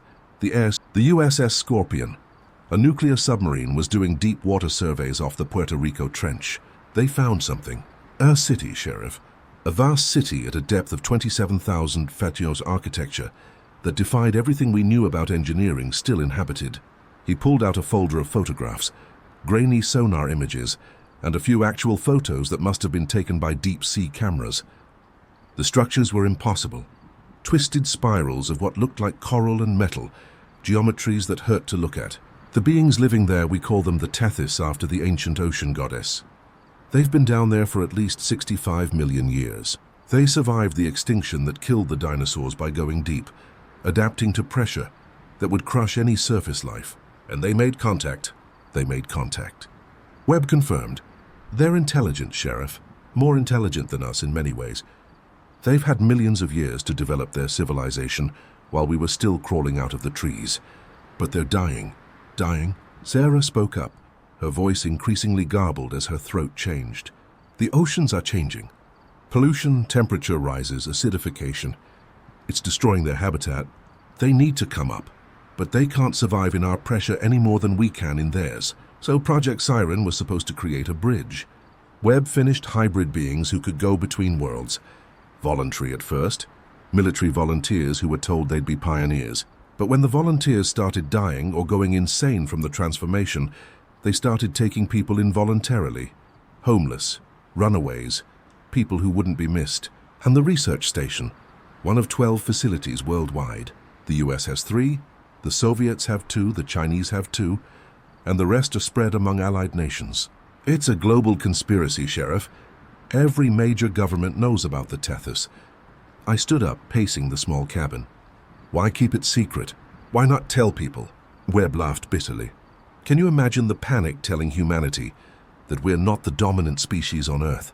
That there's a civilization older and more advanced than ours living in the ocean, and that they want their territory back? It would be chaos. So instead, they're creating fish people. The hybrids were meant to be ambassadors, translators, but the TAs gave us something else along with their genetic material. A warning. They showed the project leaders visions of what's coming. What's coming? Sarah answered, her voice now barely human. The rising. When the ice melts and the seas rise, they're coming up. All of them.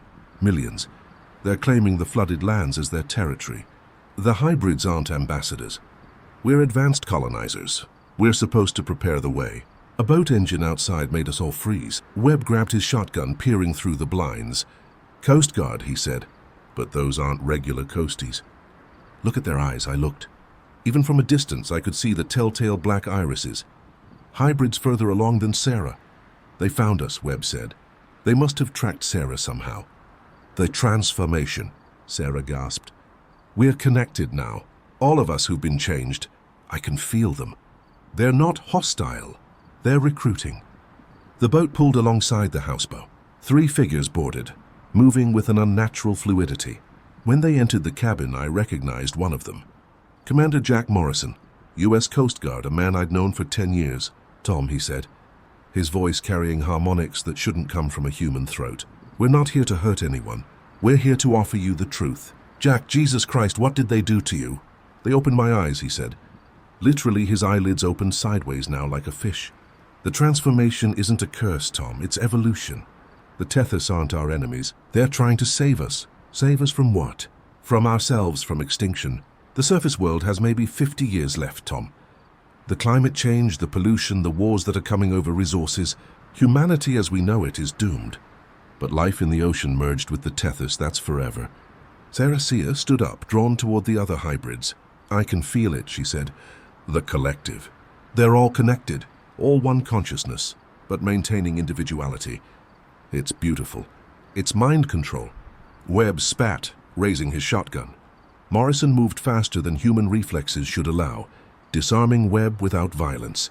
Dr. Aurea, you ran because you were afraid, but you don't understand what we're offering.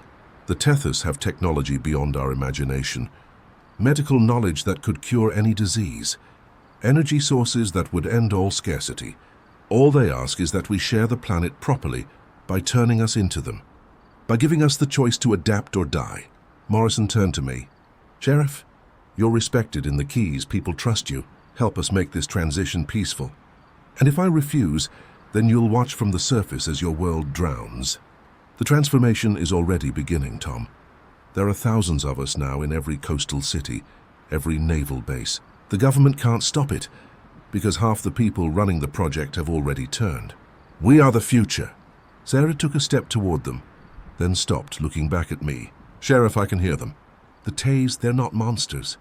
They're scared, just like us. Their world is dying and ours is about to. Maybe this is the only way. I looked at the 4 hybrids, then at Webb. Still human, still terrified. I need proof, not just words. Show me these Tayis. Show me they're not planning to just wipe us out and take over. Morrison smiled, revealing rows of sharp teeth. I was hoping you'd say that. There's a gathering tonight, full moon. The Tethys are sending an emissary to the surface for the first time in recorded history. They want to meet with human leaders. Make their case directly. Where? The Blue Hole midnight. Come see for yourself, Tom. See what we're becoming. What we all must become. After they left, Webb slumped against the wall. It's a trap, has to be. Maybe, I said.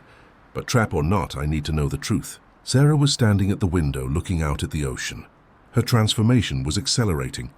Scales now covered most of her body, and her fingers were fully webbed. I can feel the pull, she said, the ocean calling me home. By midnight, I'll be one of them completely. Then we'd better get our answers before then, I said. The Blue Hole was a famous diving spot in the Keys, a perfectly circular pool of deep water, surrounded by coral reef. At midnight, under the full moon, it looked like a portal to another world, which I was about to learn it essentially was. Boats had gathered, military, government, and civilian. I recognized faces from Washington, known politicians and military brass, but many showed signs of transformation. The division between human and hybrid was blurring. At exactly midnight, the water in the Blue Hole began to glow with a phosphorescent light. Something rose from the depths, not quickly, but with deliberate ancient purpose. When it finally breached the surface, I understood why the government had kept this secret. The Tay's emissary was beautiful and terrible simultaneously. Imagine a being 50 feet tall with a body that seemed to be made of living water and coral, constantly shifting and reforming. It had what might have been a face with eyes that held intelligence, older than human civilization. When it spoke, it didn't use words, but somehow everyone understood. It showed us visions. The Earth as it was millions of years ago, oceans teeming with Tethys cities, the asteroid impact that drove them deep, their patient waiting as mammals evolved as humans arose, their hope that we would be partners in planetary stewardship, their despair as we poisoned the waters, and finally their offer, join with them, become something new or face extinction alone on the land. The emissary focused on me. Somehow knowing I was uncommitted, still fully human, it showed me a personal vision. The Keys underwater within decades, my hometown drowned, everyone I knew dead or transformed. Then it showed me the alternative. Hybrid humans living in harmony with the ocean, building cities that spanned from surface to seafloor, no longer bound by the limitations of single environment. Choose, it said directly to my mind. Agent Cooper was there, no longer the threatening federal agent, but a true believer with scales covering half his face. Sheriff Brennan, he said, approaching me as the crowd dispersed, I owe you an apology. I thought we could control this, contain it, but the Ties were right. This isn't something to fight, it's something to embrace. How many know about this? At the highest levels, everyone. The President, Joint Chiefs, Congress, they've all been briefed. Half have already begun the transformation in secret. They're just trying to manage the revelation to the public. And when were you planning on telling the American people that their leaders are turning into fish? Cooper laughed, a sound like bubbles breaking. Fish? Sheriff? We're becoming something far more than that. The Tayis have knowledge of the cosmos, of dimensions beyond our three. They've been to space, Sheriff, not in ships, but through the deep ocean trenches that connect to other places. The transformation isn't just physical. It's consciousness expansion. Dr. Webb had refused to attend the gathering, barricading himself in his houseboat. But Sarah had gone, and when she returned, she was no longer recognizably human. Her skin was completely covered in iridescent scales, her eyes solid black but somehow still expressive. She could no longer speak above water, but in the shallow water by the dock her voice was clear. "Tom," she said, using my first name for the first time. "I understand everything now. The research station, the killings, it was a faction of humans trying to stop this.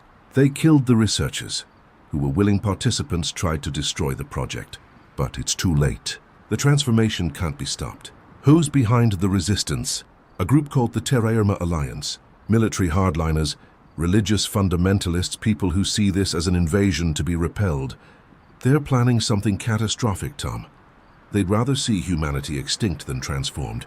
Over the next 3 days, the Keys became a battleground of ideologies. The news had broken worldwide. Someone leaked footage of the Tethys emissary at the Blue Hole. Panic, as predicted, was immediate. Stock markets crashed. Religions declared end times. And millions fled coastal areas. But millions more came to the coast seeking transformation. I remained sheriff, trying to maintain order, as my county became ground zero for humanity's evolution. The transformation centers, formerly secret facilities, opened to the public. The lines stretched for miles. Families argued, split apart. Some embraced the change. Others violently opposed it.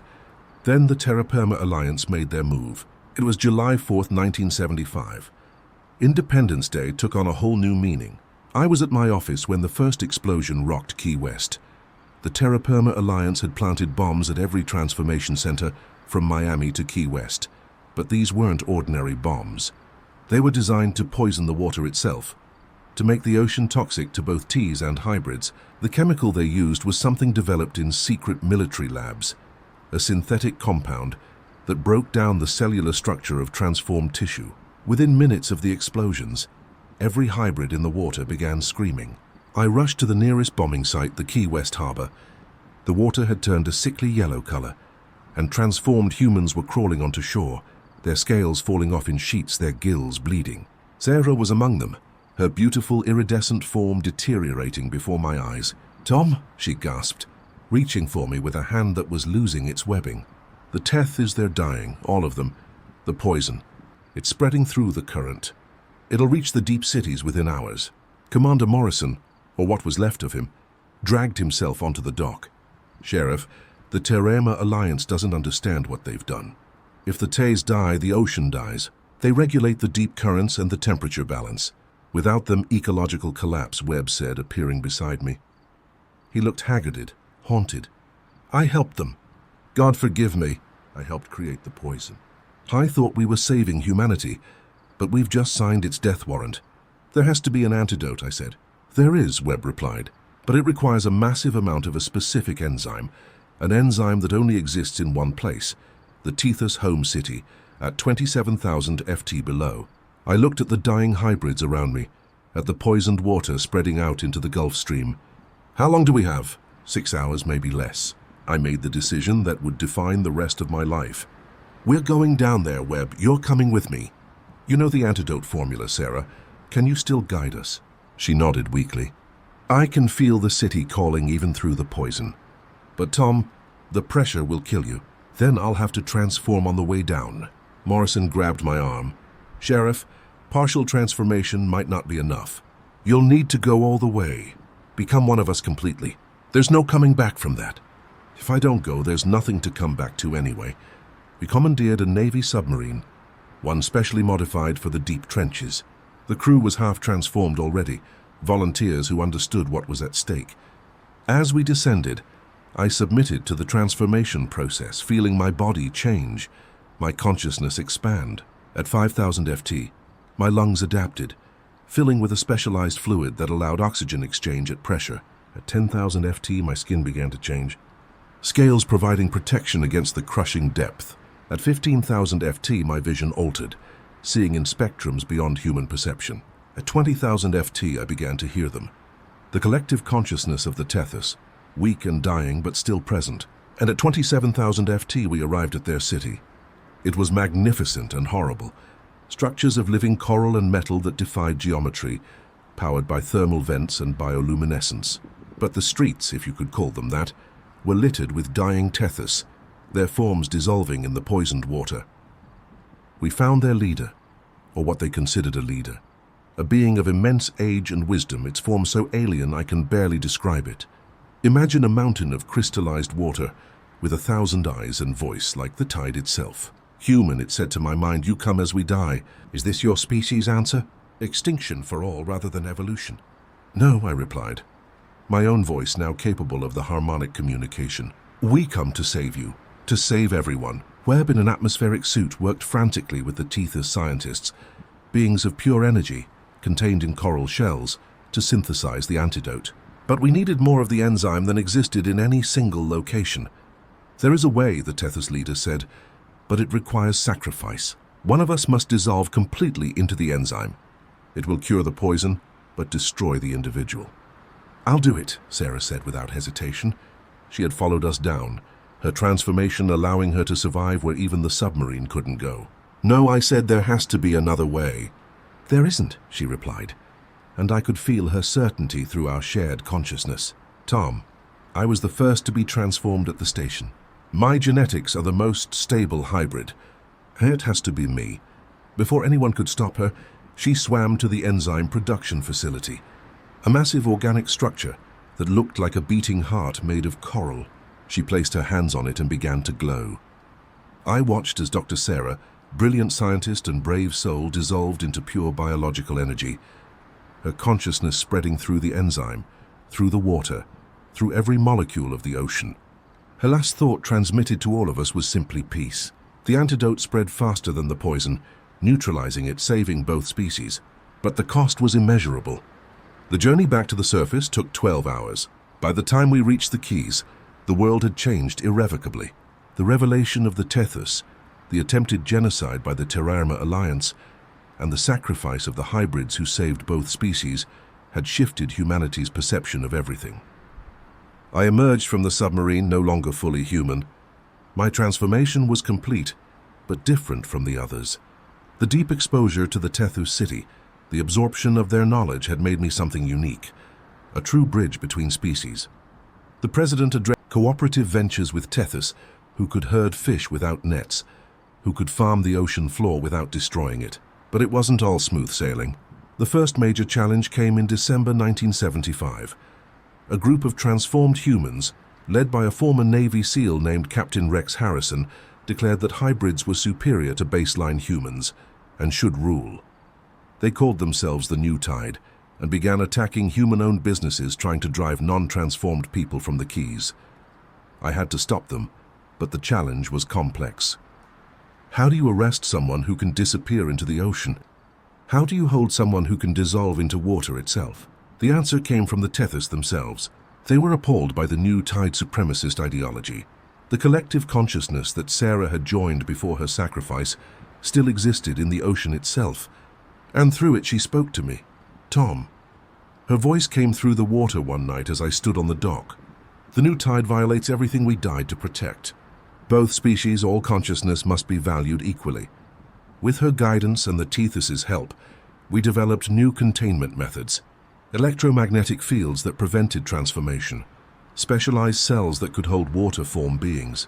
The New Tide was stopped, but the incident raised questions about the future of law enforcement in this new world. By early 1976, the transformation had spread globally. Coastal cities worldwide reported significant hybrid populations. Venice became the first fully hybrid city, its residents choosing transformation rather than watching their city sink. The Netherlands converted entirely, their battle against the sea ending in synthesis with it. But the real change was in human consciousness itself. Those who transformed reported a connection not just to the Tethys but to the ocean as a living entity. They could feel its pain from pollution, its joy in healthy reefs. Environmental destruction became physically painful to hybrids, leading to the fastest ecological reforms in history. The space program took an unexpected turn. The Tethys revealed that certain deep ocean trenches were connected to what they called pressure points, areas where space-time was compressed, allowing near instantaneous travel to other parts of the universe. NASA partnered with TEAS explorers to investigate these phenomena. In March 1976, the first hybrid astronaut transformed specifically for space exploration traveled through a pressure point near the Mariana Trench and emerged in the ocean of Europa, Jupiter's moon. She found life there, cousins of the Teis who had been separated millions of years ago. Back in the Keys, I dealt with the day-to-day realities of this new world. Transformed kids who could swim to Cuba for lunch needed new kinds of supervision. Marriages between humans and hybrids raised legal questions about property rights when one spouse could literally become water. The Catholic Church declared transformation a sin against God's design. The Pope himself condemned it until a hybrid cardinal showed him visions of Christ walking on water, suggesting maybe this was part of the divine plan all along. The church split, with coastal parishes embracing transformation while inland churches rejected it. Crime evolved too.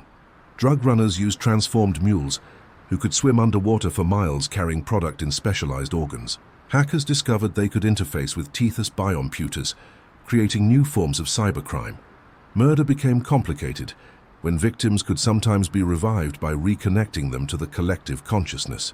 I found myself changing beyond the physical transformation. The Tethys knowledge I'd absorbed gave me understanding of patterns, connections between events that seemed unrelated.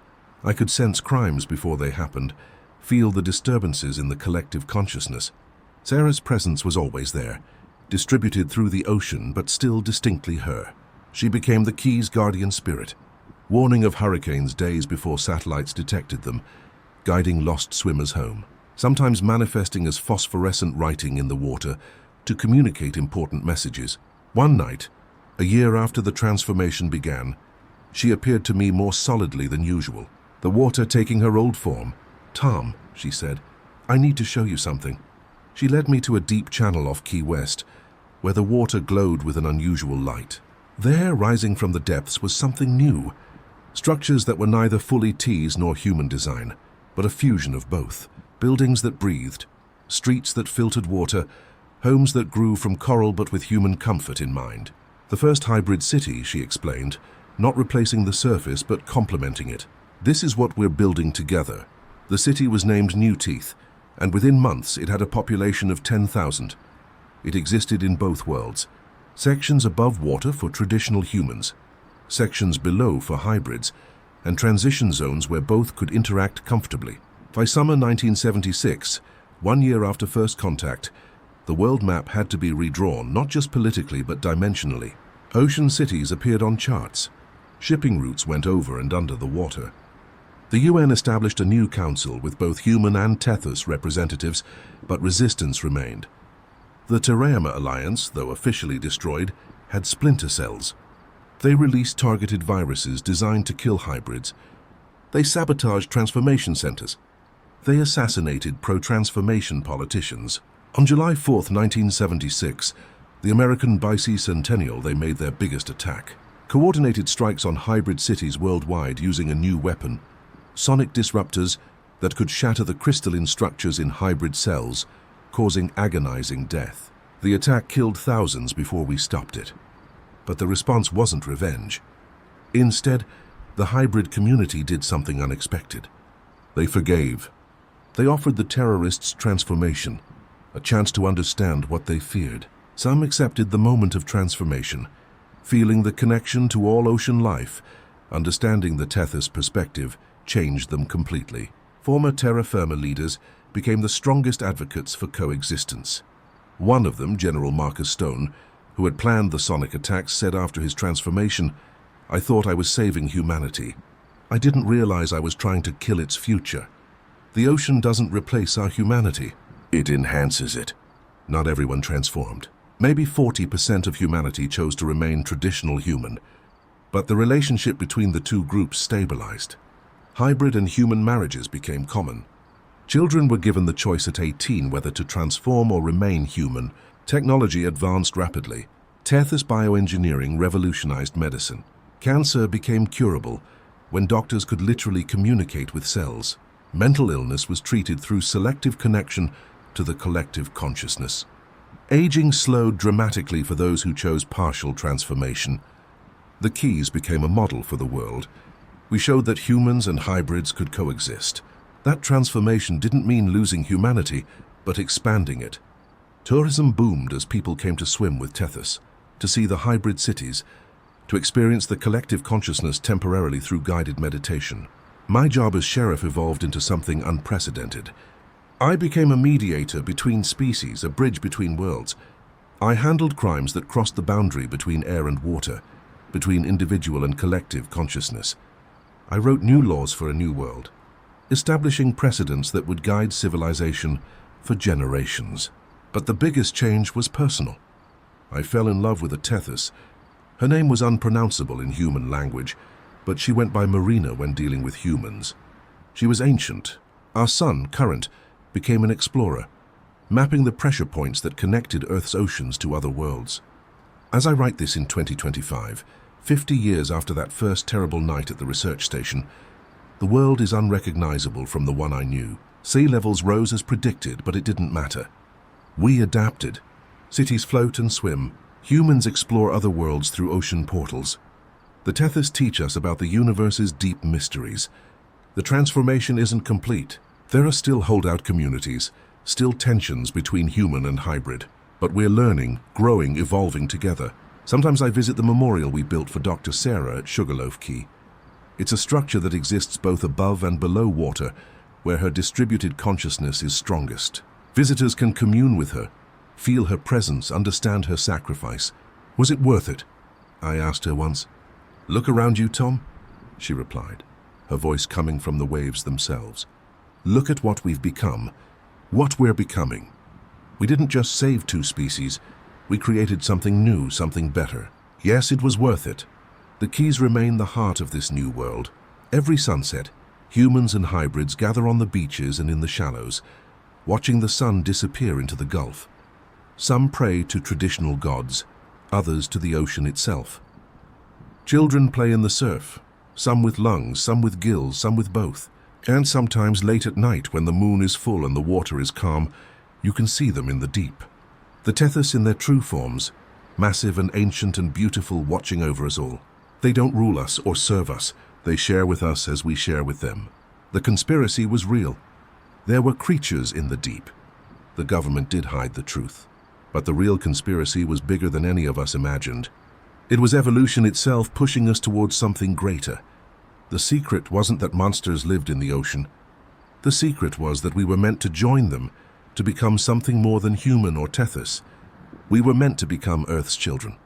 All of us united in protecting our blue world, as we reach for the stars through the deep waters that connect all things. My name is Sheriff Tom Brennan, and I was born human. I'll die as something more, and in between, I've lived through humanity's greatest transformation. The water remembers everything. And now so do we. Music Sheriff Dale Morrison, Okaloosa County, Florida, Panhandle. 43 years I wore this badge from 1959 to 2002. Dealt with spring breakers, drug smugglers, and enough hurricane damage to rebuild the coast 3 times over. But what happened in the fall of 1982 in the pine forests north of Crestview, that's what made me believe that some evils are older than Florida itself. October 3rd, 1982.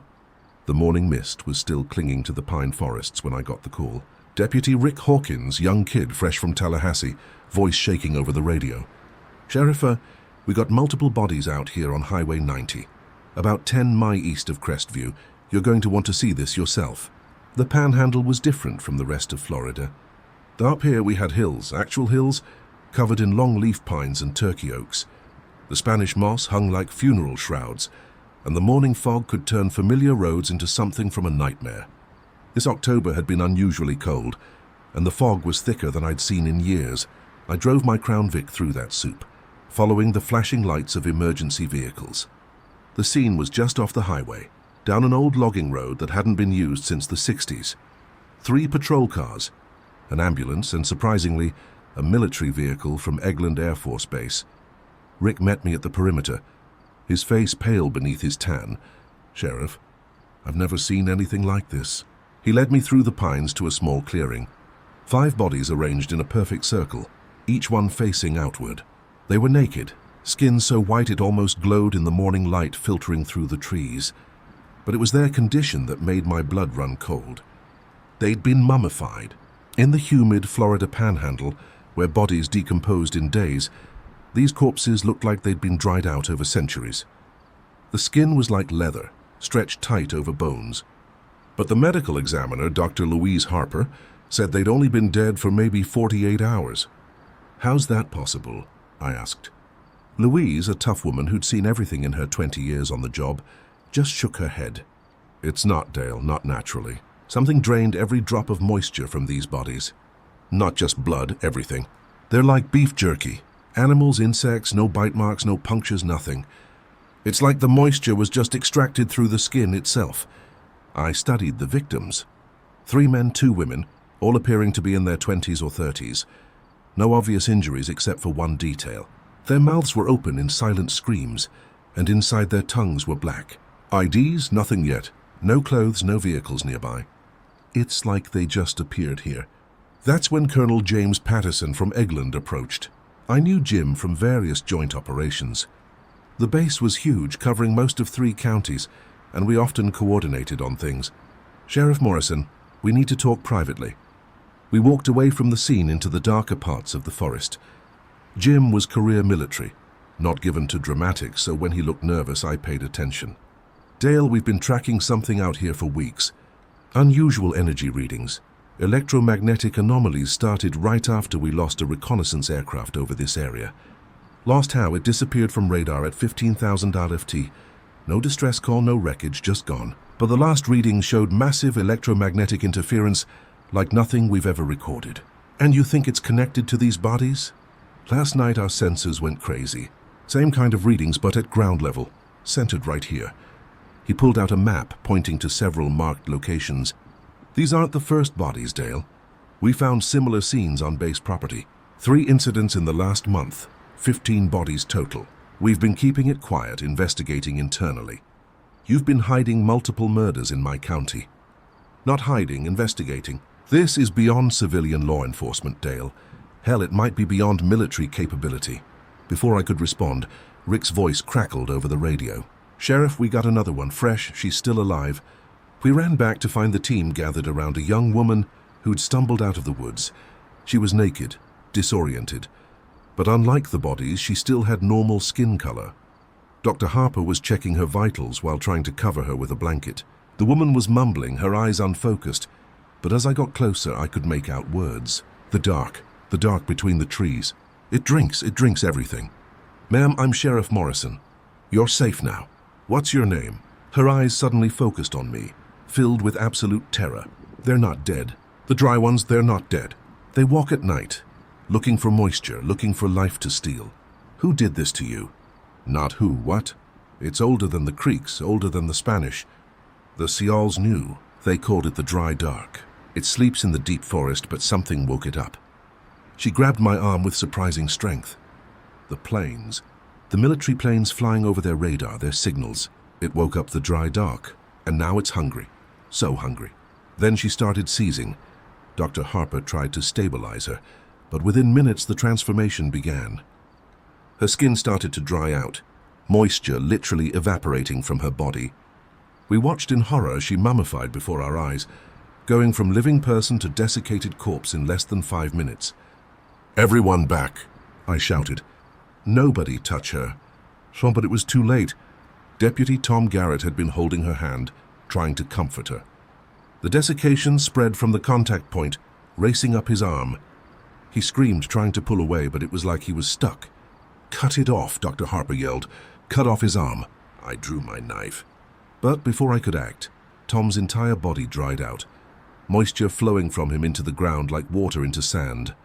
Within seconds, he was another mummy, standing upright for a moment before collapsing into leather. The images he showed were from military surveillance flights over the Blackwater River State Forest, the massive wilderness area north of Crest View. The photos showed clearings similar to where we'd found the bodies, but from above they formed a pattern, a massive spiral with each clearing as a point. "This pattern has been forming for months," Jim explained. "Each incident site is precisely placed. Whatever's doing this, it's not random. It's creating something. A symbol maybe, or a summoning circle, said a voice from the doorway. We all turned to see an elderly Native American man dressed in worn jeans and a flannel shirt. I recognized him. Robert Crow Feather, one of the last full-blooded Creek Indians in the area, lived on the reservation near Blackwater. Mr. Crow Feather, I said. What do you know about this? More than you want to hear, Sheriff. My grandfather told me the stories passed down from before the Trail of Tears. The dry dark, the thirst that walks. It's been sleeping under the Blackwater forest for centuries. The creek knew to leave it alone, to never disturb certain places. But the military base, Jim said, understanding dawning on his face, our low-level flights, the radar installations. You've been pounding the earth with your invisible waves, shaking it awake. And now it's feeding, growing stronger with each feeding. How do we stop it? I asked. Robert pulled out an old leather pouch. The old ways, water blessed by lightning, salt from tears of grief and fire that's never known wood. Only bone. He looked at each of us. But first you need to understand what you're fighting. He told us the legend. The dry dark was something that came before humans, before animals, maybe before life itself. It existed in the spaces between, in the gaps in reality. It fed on life force, on the water that made life possible. The creek had found a way to put it to sleep, to bind it with rituals and sacrifices. But bindings wear thin, Robert said, and your technology, your electromagnetic signals, they're like acid on the old bindings. Over the next 2 days, we tried to establish a perimeter around the affected area, but the dry dark was spreading. More bodies appeared, always in groups of 5, always arranged in circles. And worse, the mummified corpses were multiplying. Everyone who died to the dry dark rose again, searching for moisture to steal. The town of Crestview itself came under threat when a group of mummies wandered in from the forest. They attacked the water treatment plant, drawn to the massive reserves of water. We managed to stop them with fire. Regular fire seemed to work, turning their desiccated bodies to ash. But for every one we destroyed, 2 more seemed to appear. Dr. Harper made a disturbing discovery. The victims weren't chosen randomly. Blood tests on the few survivors who'd escaped the circles before dying showed they all had a specific genetic marker, a rare sequence that less than 1% of the population carried. It's hunting specific people, she told me. People with this marker, like it's trying to collect a specific set. Jim's team, meanwhile, had detected a massive electromagnetic anomaly deep in the Blackwater forest. It's like there's a hole in reality itself, he explained.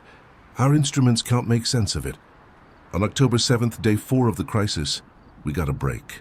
A survivor, fully conscious and seemingly unaffected, was found wandering near the edge of the forest. Marcus Webb, a grad student from FSU who'd been camping in the area. I saw it, he told us, his hands shaking as he drank his 5th glass of water. The thing at the center, it's God. It's not from here, not from Earth. He described something that shouldn't exist, a being made of absence, a void. It existed in the spaces between atoms, in the dark, between stars. When it manifested physically, it looked like a moving shadow that desiccated everything it touched. It spoke to me, Marcus continued. Not in words, but in dryness. It showed me visions of other worlds it had consumed, turned into dust bowls, lifeless husks. Earth is just its latest feeding ground. Why didn't it take you? I asked. I don't have the marker, he said. The genetic sequence it needs. It's not just feeding. It's collecting specific genetic material. It needs exactly 125 people with the marker. That's when it can fully manifest, fully anchor itself to our reality. How many has it taken? Jim asked. I did the math. If our count is right, 118, 7 more. Robert Crow Feather said. 7 more and it becomes permanent, unstoppable. We had to act fast. Robert said there was a way, a ritual the creek had used centuries ago to force it back to sleep. But it required specific elements and, more importantly, a sacrifice. Someone with the genetic marker had to willingly enter the void, carrying the binding elements, sealing it from the inside. It's a death sentence, Robert said plainly. Whoever does this won't come back. We tested everyone, deputies, military personnel, volunteers. Out of nearly 200 people, only 3 had the marker.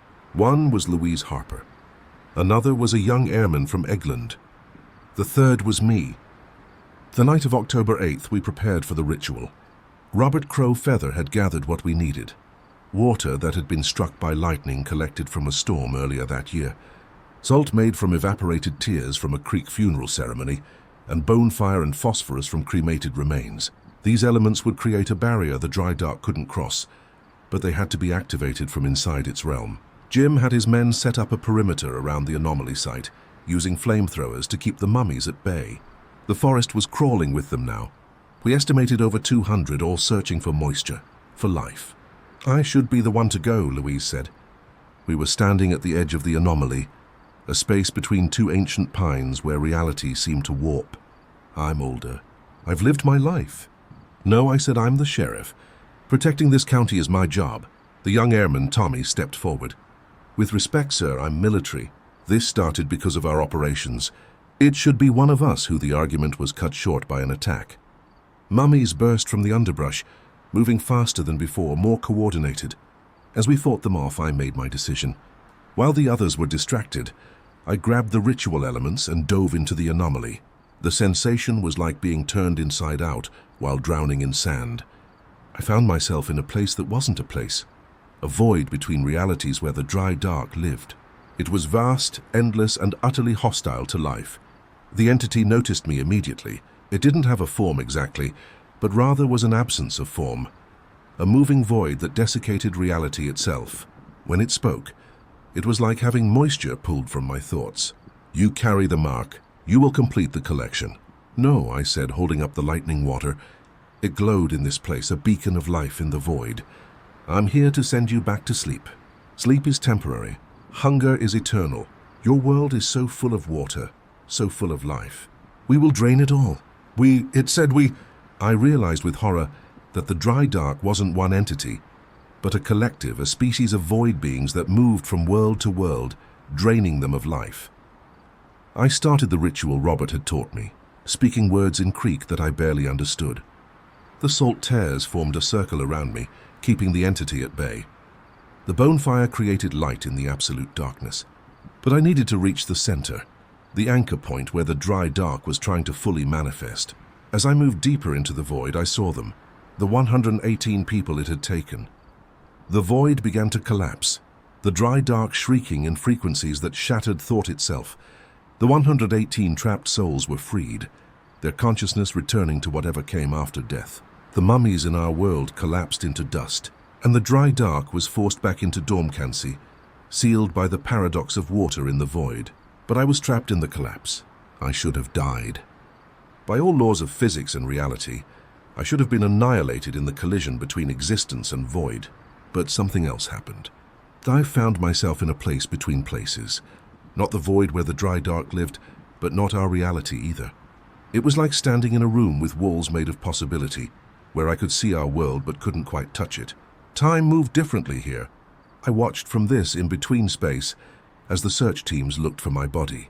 I saw Jim Patterson leading military teams to seal the anomaly sites with concrete and electromagnetic barriers. I witnessed Robert Crow Feather performing cleansing rituals at each location where people had died.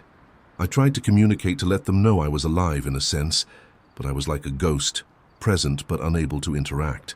Days passed, then weeks. They held a memorial service for me. Louise Harper gave a eulogy that would have made me cry if I still had tears. But I wasn't alone in this space. The 118 souls freed from the dry dark were here too, in transition. They couldn't move on to whatever afterlife awaited them. Their essence had been too damaged by their time in the void. We existed together in this liminal space, watching the world but unable to rejoin it. One of them, a young teacher named Maria Santos, who'd been among the first taken, figured out how to communicate through water. Water held memory, she discovered, and in our state we could imprint thoughts onto it. A message in rain, words in steam, images in ice. I managed to send a message to Louise through her morning coffee. The steam formed words, not dead, trapped between, working on return. Louise, brilliant woman that she was, understood immediately. She gathered Robert Crow Feather and Jim Patterson, and together they began researching how to bring us back. The solution came from an unexpected source, the dry dark itself. Though dormant, it had left traces in our reality, thin spots where the barrier between dimensions was weak. These spots could be used as doorways, but opening them risked waking the entity again. Robert proposed a different approach. Rather than opening a door, They would strengthen our connection to water itself. Since water existed in all states and places simultaneously, as vapor and air, as ice, as liquid, it could serve as a bridge. The ritual took place on Halloween night, October 31st. They gathered at Blue Springs, one of the clearest natural springs in Florida, where the water was so pure it was almost otherworldly.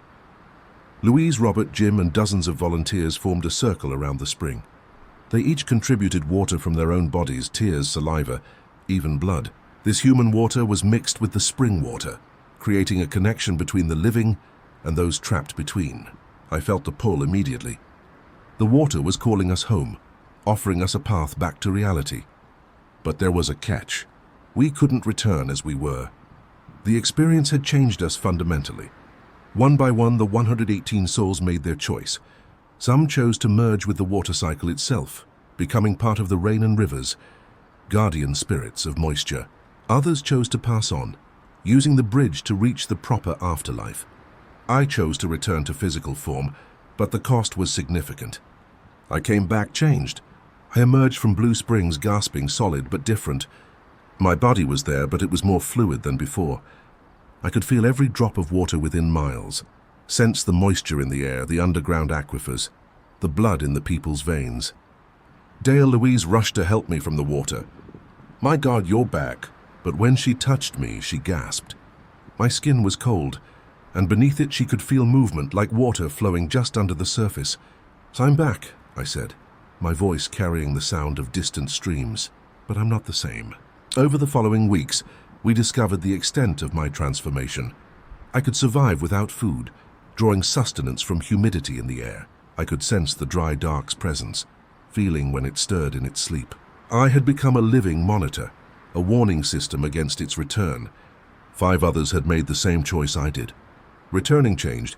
We formed a new kind of task force, stationed at key points around the Panhandle, watching for signs of the dry dark's awakening. The military modified their flight paths, avoiding the sensitive areas. They developed new scanning technology that could detect void anomalies without triggering them. The incident stopped, but the threat remained. The cover story was elegant in its simplicity. A chemical spill from an old military depot had caused hallucinations and deaths. The EPA came in, declared areas off limits, and the truth was buried under bureaucracy. But those of us who knew the truth remained vigilant. As sheriff, I continued my duties. Though I had to be careful, I couldn't shake hands anymore. The water under my skin unsettled people. I worked nights mostly when the humidity was higher, and I felt strongest. My deputies knew something had changed, but they were loyal enough not to ask questions. Dr. Louise Harper studied my condition, trying to understand the biological impossibility of what I'd become. "You're not quite human anymore," she told me one day, "but you're not inhuman either. You're something new, evolution through supernatural trauma." Robert Crowfeather had another interpretation. "You've become a bridge," he said, "between the world of substance and the world of void." The Creek have legends of such beings, warriors who sacrificed their humanity to guard against ancient evils. The other returnees and I met monthly, comparing notes, sharing experiences. We could sense things others couldn't, weak points in reality, places where the dry dark probed for entry. We'd respond to these incidents using our water-infused nature to reinforce the barriers. Years passed. I aged, but slowly, the water in my system preserving me in ways that defied medical explanation. I watched Crestview grow, watched the forest get developed, always fighting to keep certain areas protected, knowing what slept beneath. In '99, the dry dark stirred significantly. Y2K, it turned out, wasn't just about computers. The massive electromagnetic surge from millions of systems switching over simultaneously sent ripples through dimensional barriers worldwide. We spent New Year's Eve not celebrating, but standing guard at the weak points, holding the line against something that wanted nothing more than to turn our world into a lifeless husk. We held but barely. In 2002, I retired as sheriff, passing the badge to someone younger, but keeping my real job, guardian against the void. The other returnees and I formed a private organization funded quietly by government black budgets, dedicated to monitoring and containing the dry dark. But I knew it was a temporary solution. The entity was eternal, patient. Each year, human technology grew more powerful, sending out signals that eroded the ancient bindings. Each year, the weak points grew weaker. Robert Crow Feather, before he died in 2005, gave me a final warning. The binding will fail completely in the next generation.